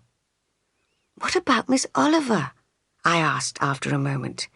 "She may be very disappointed if you don't marry her." "Miss Oliver will forget me in a month and will probably marry someone who'll make her far happier than I ever could." "You speak calmly, but I know you're suffering." "You are original," he said, looking surprised. He had clearly not imagined that men and women could discuss such deep feelings together. "But believe me, I have overcome this weakness of mine and become as hard as a rock. My only ambition now is to serve God." As he picked up his hat before leaving, something on a piece of paper on the table caught his eye. He glanced at me, then tore off a tiny piece very quickly, and with a rapid "goodbye," rushed out of the cottage. I could not imagine what he had found to interest him so much. Chapter 22. Sudden Wealth. When St. John left, it was beginning to snow, and it continued snowing all night and all the next day. In the evening, I sat by my fire, listening to the wind blowing outside, and had just started reading when I heard a noise. The wind, I thought, was shaking the door. But no, it was St. John, who came in out of the frozen darkness, his coat covered in snow. "What's happened?" I cried, amazed. "I thought nobody would be out in weather like this. What's the matter?" "There's nothing wrong," he answered calmly, hanging up his coat and stamping the snow from his boots. "I just came to have a little talk to you. Besides, since yesterday, I've been eager to hear the other half of your story." He sat down. I had no idea what he was referring to, and remembering his strange behaviour with a piece of paper, I began to fear that he might be going mad.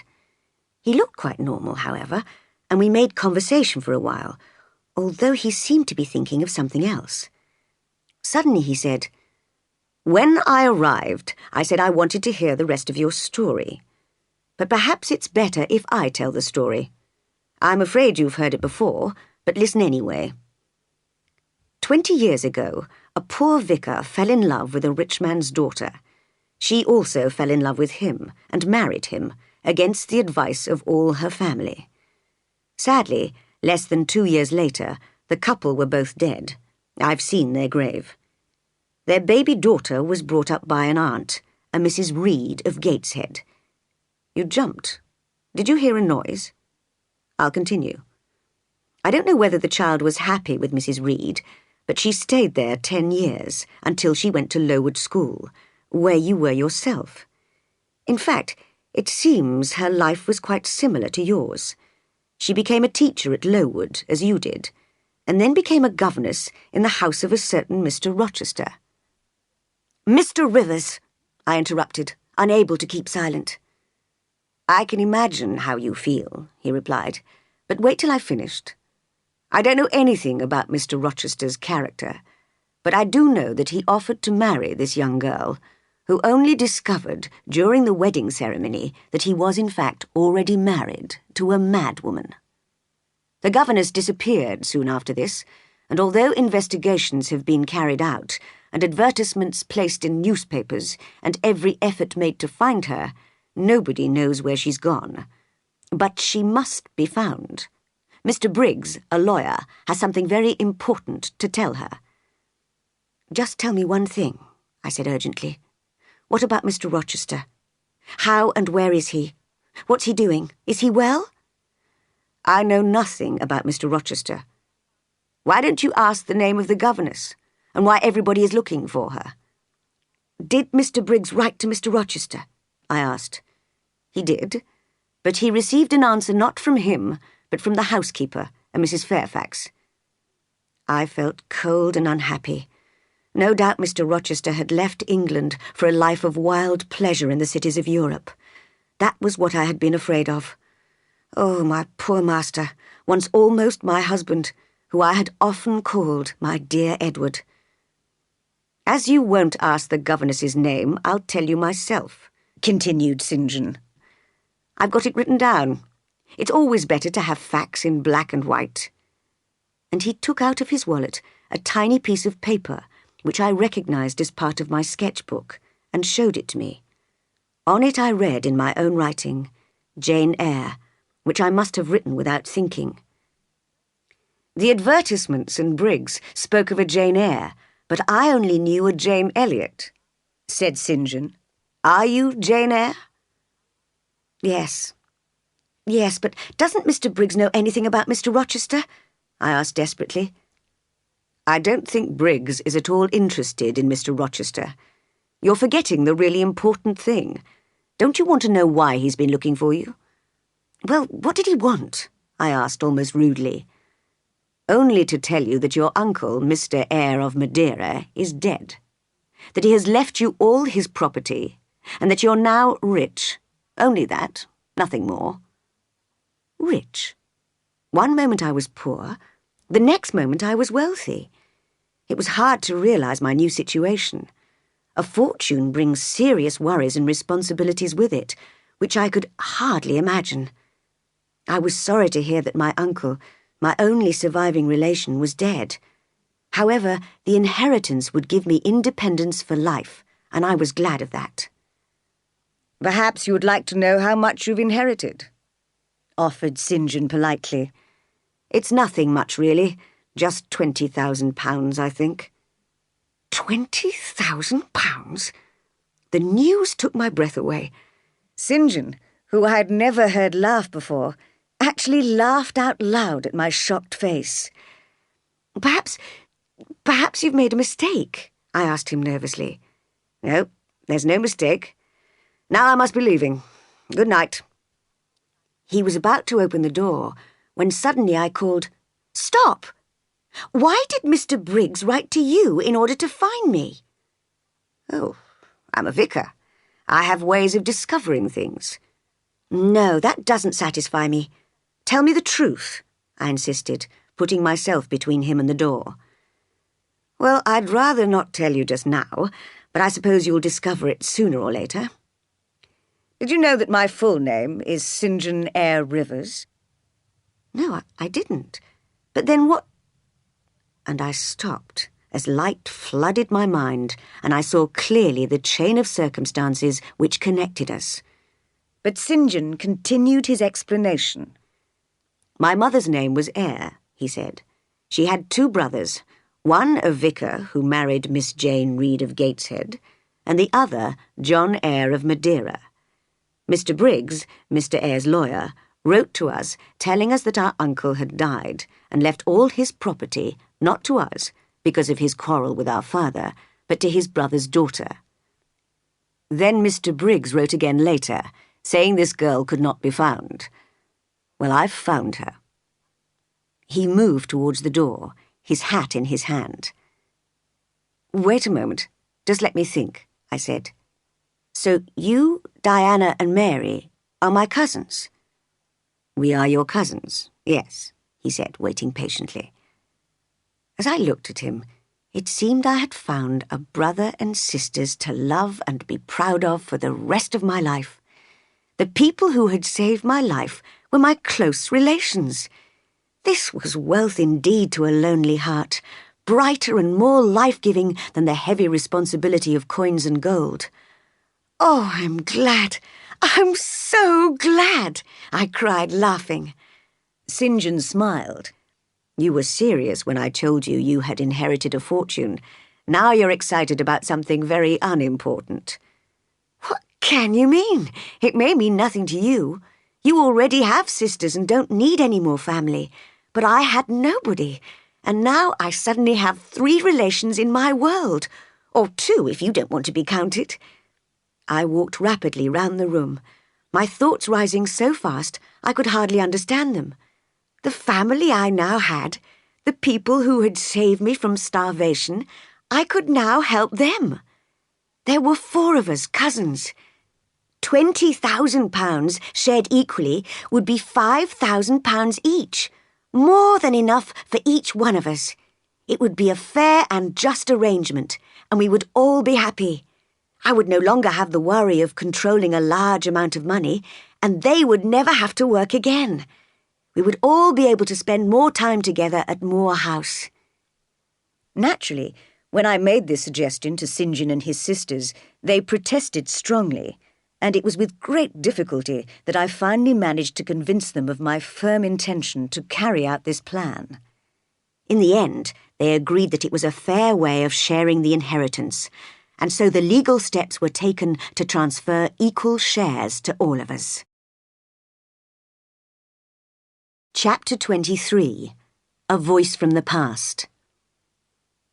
I promised to stay at Morton School until Christmas, when St. John would be able to find another teacher.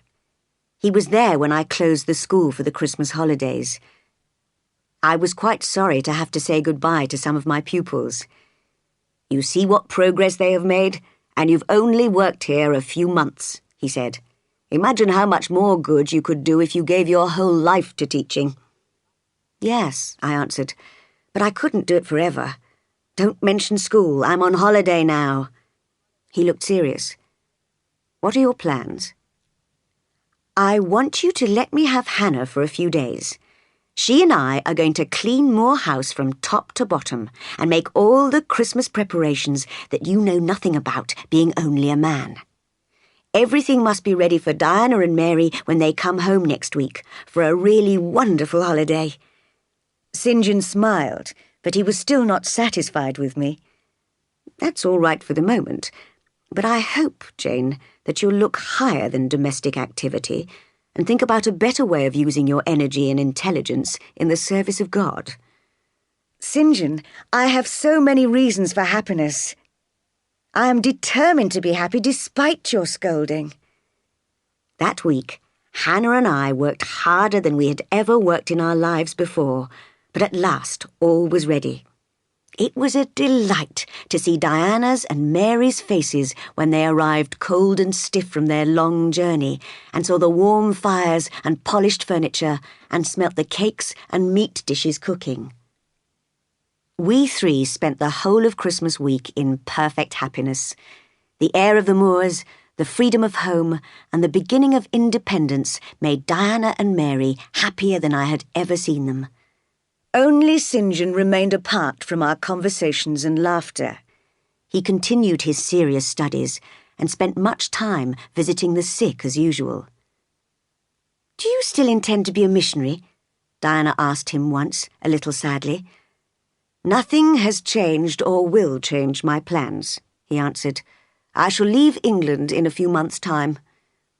"And Rosamond Oliver?" asked Mary gently. "Rosamond Oliver is engaged to a Mr. Granby, a very suitable young man, according to her father." His face was calm. I realized he had managed to overcome what he called his weakness. Gradually, our life at Moor House lost its holiday feeling, and as we took up our usual habits and regular studies again, St. John sat with us more often. Sometimes I had the impression he was observing us. One day, when Diana and Mary were out and I was learning German, he suddenly said to me, "I want you to learn Hindustani instead of German. I'll need it for my missionary work in India, and you could help me to learn it by studying with me. I've chosen you because I've noticed you have better powers of concentration than either of my sisters." It seemed so important to him that I could not refuse, and when his sisters returned, they were surprised to find me learning Hindustani with St. John. From now on, we spent a lot of time together studying. I had to work very hard to satisfy him. Under his influence, however, I felt I was losing my freedom to be myself. I could no longer talk or laugh freely, as I knew he only approved of serious moods and studies. I fell under his freezing spell, obeying all his commands without thinking.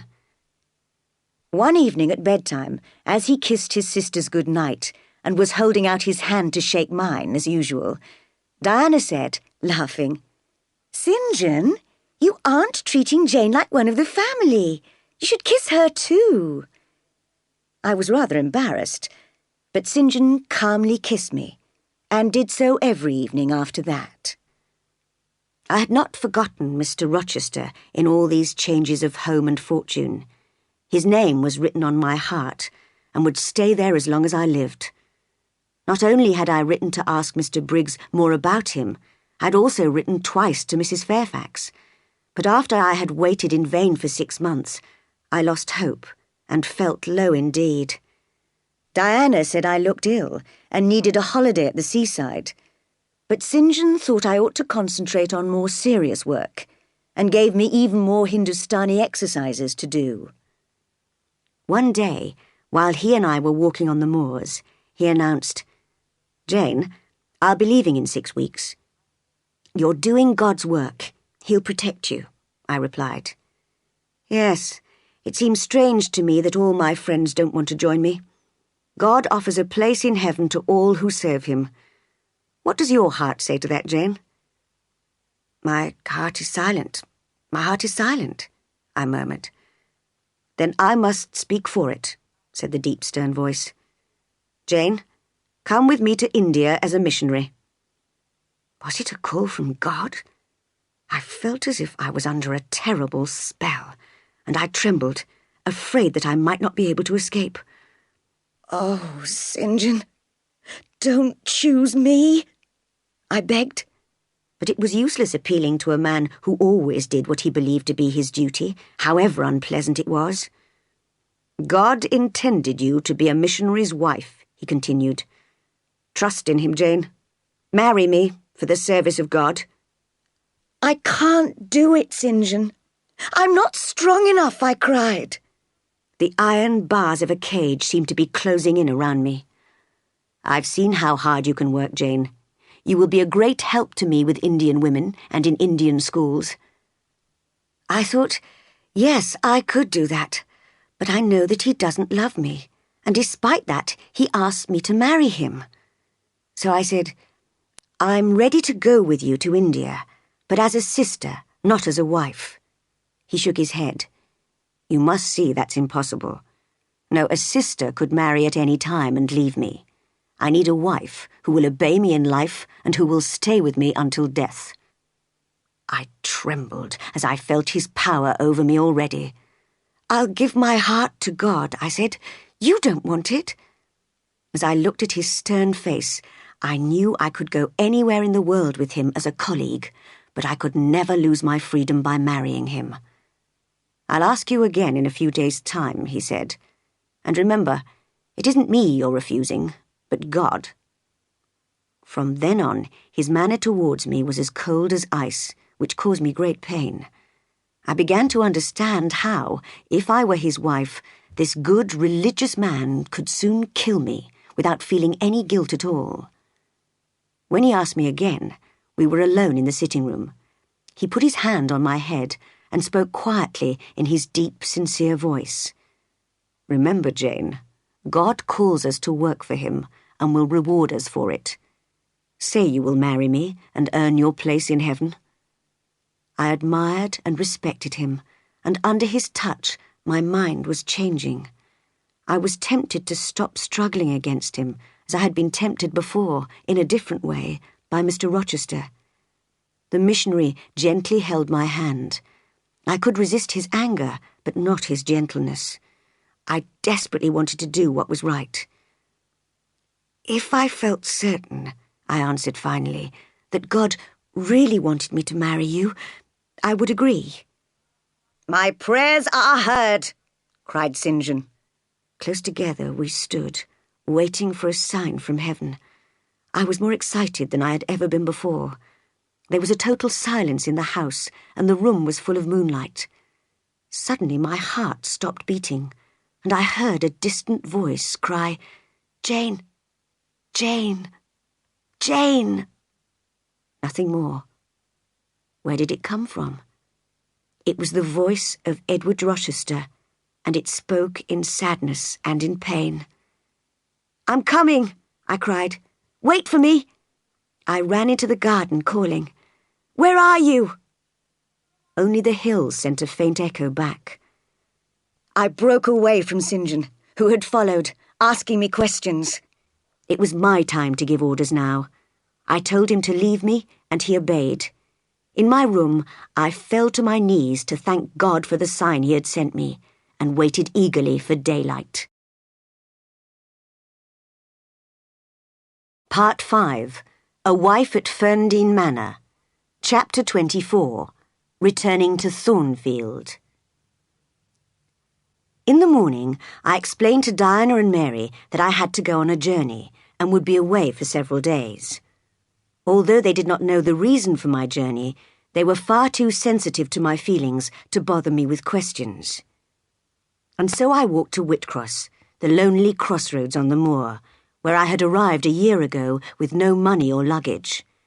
I took the coach, and after 36 hours of travelling, I got down at Thornfield village, and almost ran across the fields in my hurry to see the well-known house again and its owner. I decided to approach from the front to get the best view of the house. From there, I would be able to see my master's window. He might even be walking in the gardens, I thought, and I could run to him, touch him. Surely that wouldn't hurt anybody. But when I reached the great stone columns of the main gate, I stood still in horror. There, where I'd hoped to see a fine, impressive house, was nothing but a blackened heap of stones, with the silence of death about it. No wonder that letters addressed to people here had never received an answer. There must have been a great fire. How had it started? Had any lives been lost? I ran back to the village to find answers to my questions. "Well, ma'am," the hotel owner told me, "I was one of Mr. Rochester's servants at the time, and I can tell you it was his mad wife who started the fire in the governess's room. The master had been wildly in love with the governess, you see, ma'am, although she was just a plain little thing. And when she disappeared, he almost went mad. His wife must have understood enough to be jealous of the girl. Anyway, in the fire, the master risked his life helping all the servants out of the house, then bravely went back to save the madwoman. We saw her jump from the roof and fall to her death, but because he went back to help her, he was badly injured in the fire, losing a hand and the sight of both eyes. Very sad, ma'am." "Where is he now?" I asked urgently. "At another house of his, Thornfield Manor, 30 miles away." I hired a carriage to drive there at once. Chapter 25. Finding Mr. Rochester again. Thornfield Manor was a large old house in the middle of a wood. It looked dark and lonely, surrounded by trees. As I approached, the narrow front door opened, and out came a figure I could not fail to recognize, Edward Rochester. I held my breath as I watched, feeling a mixture of happiness and sadness. He looked as strong as before, and his hair was still black, but in his face I saw a bitter, desperate look that I'd never seen there before. He walked slowly and hesitatingly along the path. Although he kept looking up eagerly at the sky, it was obvious that he could see nothing. After a while he stopped and stood quietly there, the rain falling fast on his bent, uncovered head. Finally, he found his way painfully back to the house and closed the door. When I knocked at the door, Mr. Rochester's old servant, John, opened it and recognized me. He and his wife, Mary, were the only servants their master had wanted to keep when he moved from Thornfield. Although they were surprised to see me, I had no difficulty in arranging to stay at Thornfield that night. "But he may not want to see you," warned Mary, as we sat together in the kitchen. "He refuses to see anybody except us." She was lighting some candles. "He always wants candles in the sitting room when it's dark, even though he's blind." "Give them to me, Mary," I said. "I'll take them to him." The blind man was sitting near the neglected fire in the dark room. "Put down the candles, Mary," he sighed. "Here they are, sir," I said. "That is Mary, isn't it?" he asked, listening carefully. "Mary's in the kitchen," I answered. What sweet madness has seized me, he cried suddenly. Where is the speaker? I can't see, but I must feel or my heart will stop and my brain will burst. Let me touch you or I can't live. I held his wandering hand with both of mine. Is it Jane? This is her shape. He released his hand and seized my arm, shoulder, neck, waist, and held me close to him. She is here, I said, and her heart too. I'm Jane Eyre. I found you and come back to you. My living darling. So you aren't lying dead in a ditch somewhere. Is it a dream? I've dreamed so often of you, only to wake in the morning, abandoned, my life dark, my soul thirsty. I'm alive, and I'm not a dream. In fact, I'm an independent woman now. I've inherited £5,000 from my uncle. Oh, that sounds real. I couldn't dream that. But perhaps you have friends now, and don't want to spend much time in a lonely house with a blind man like me. I can do what I like, and I intend to stay with you, unless you object. I'll be your neighbor, your nurse, your housekeeper, your companion.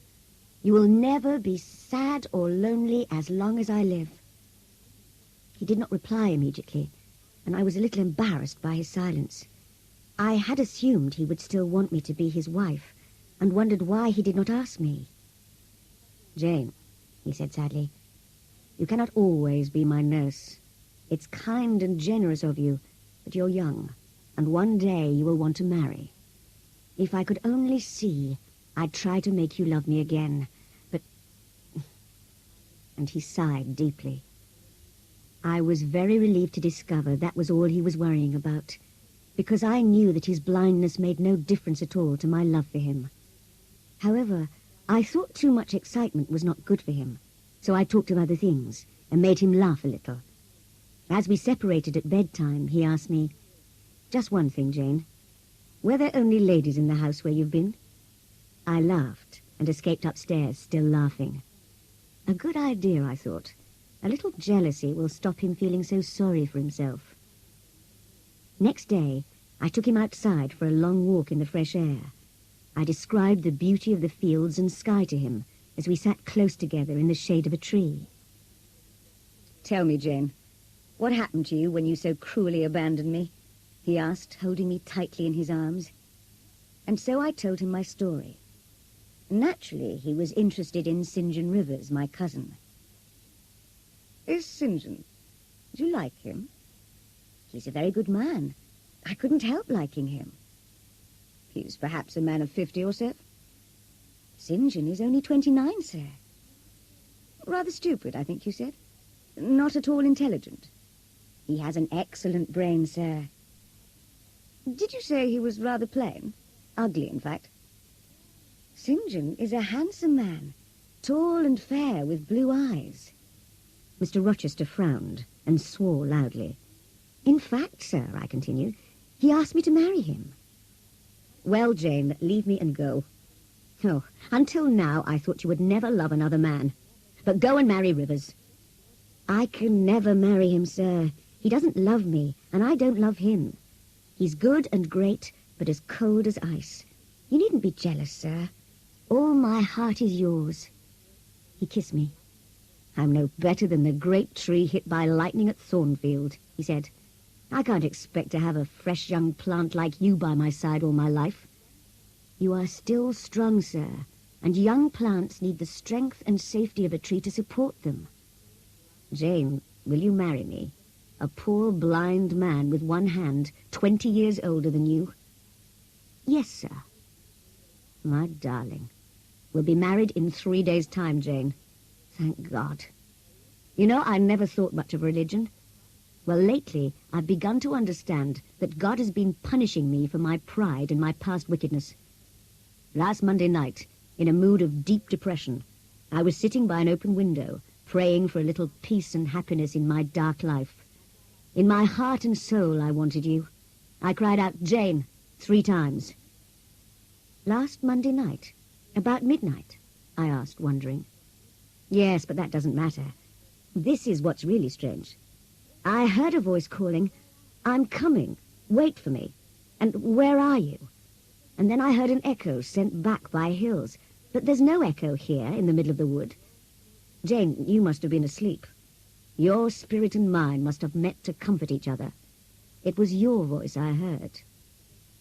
I did not tell him I had actually spoken those words many miles away at that exact moment on that night, because I could hardly understand how it happened myself.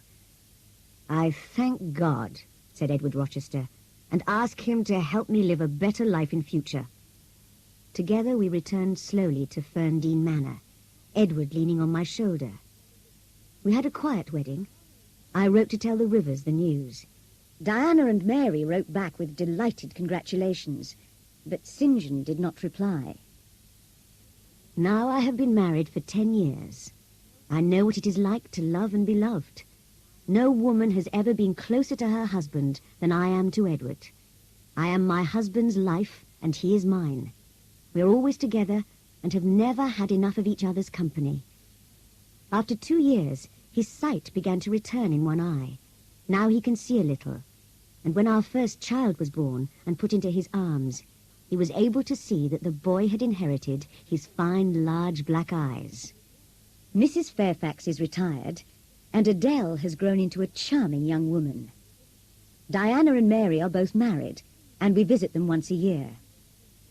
St. John achieved his ambition by going to India as planned, and is still there. He writes to me regularly. He is unmarried and will never marry now. He knows that the end of his life is near, but he has no fear of death and looks forward to gaining his place in heaven.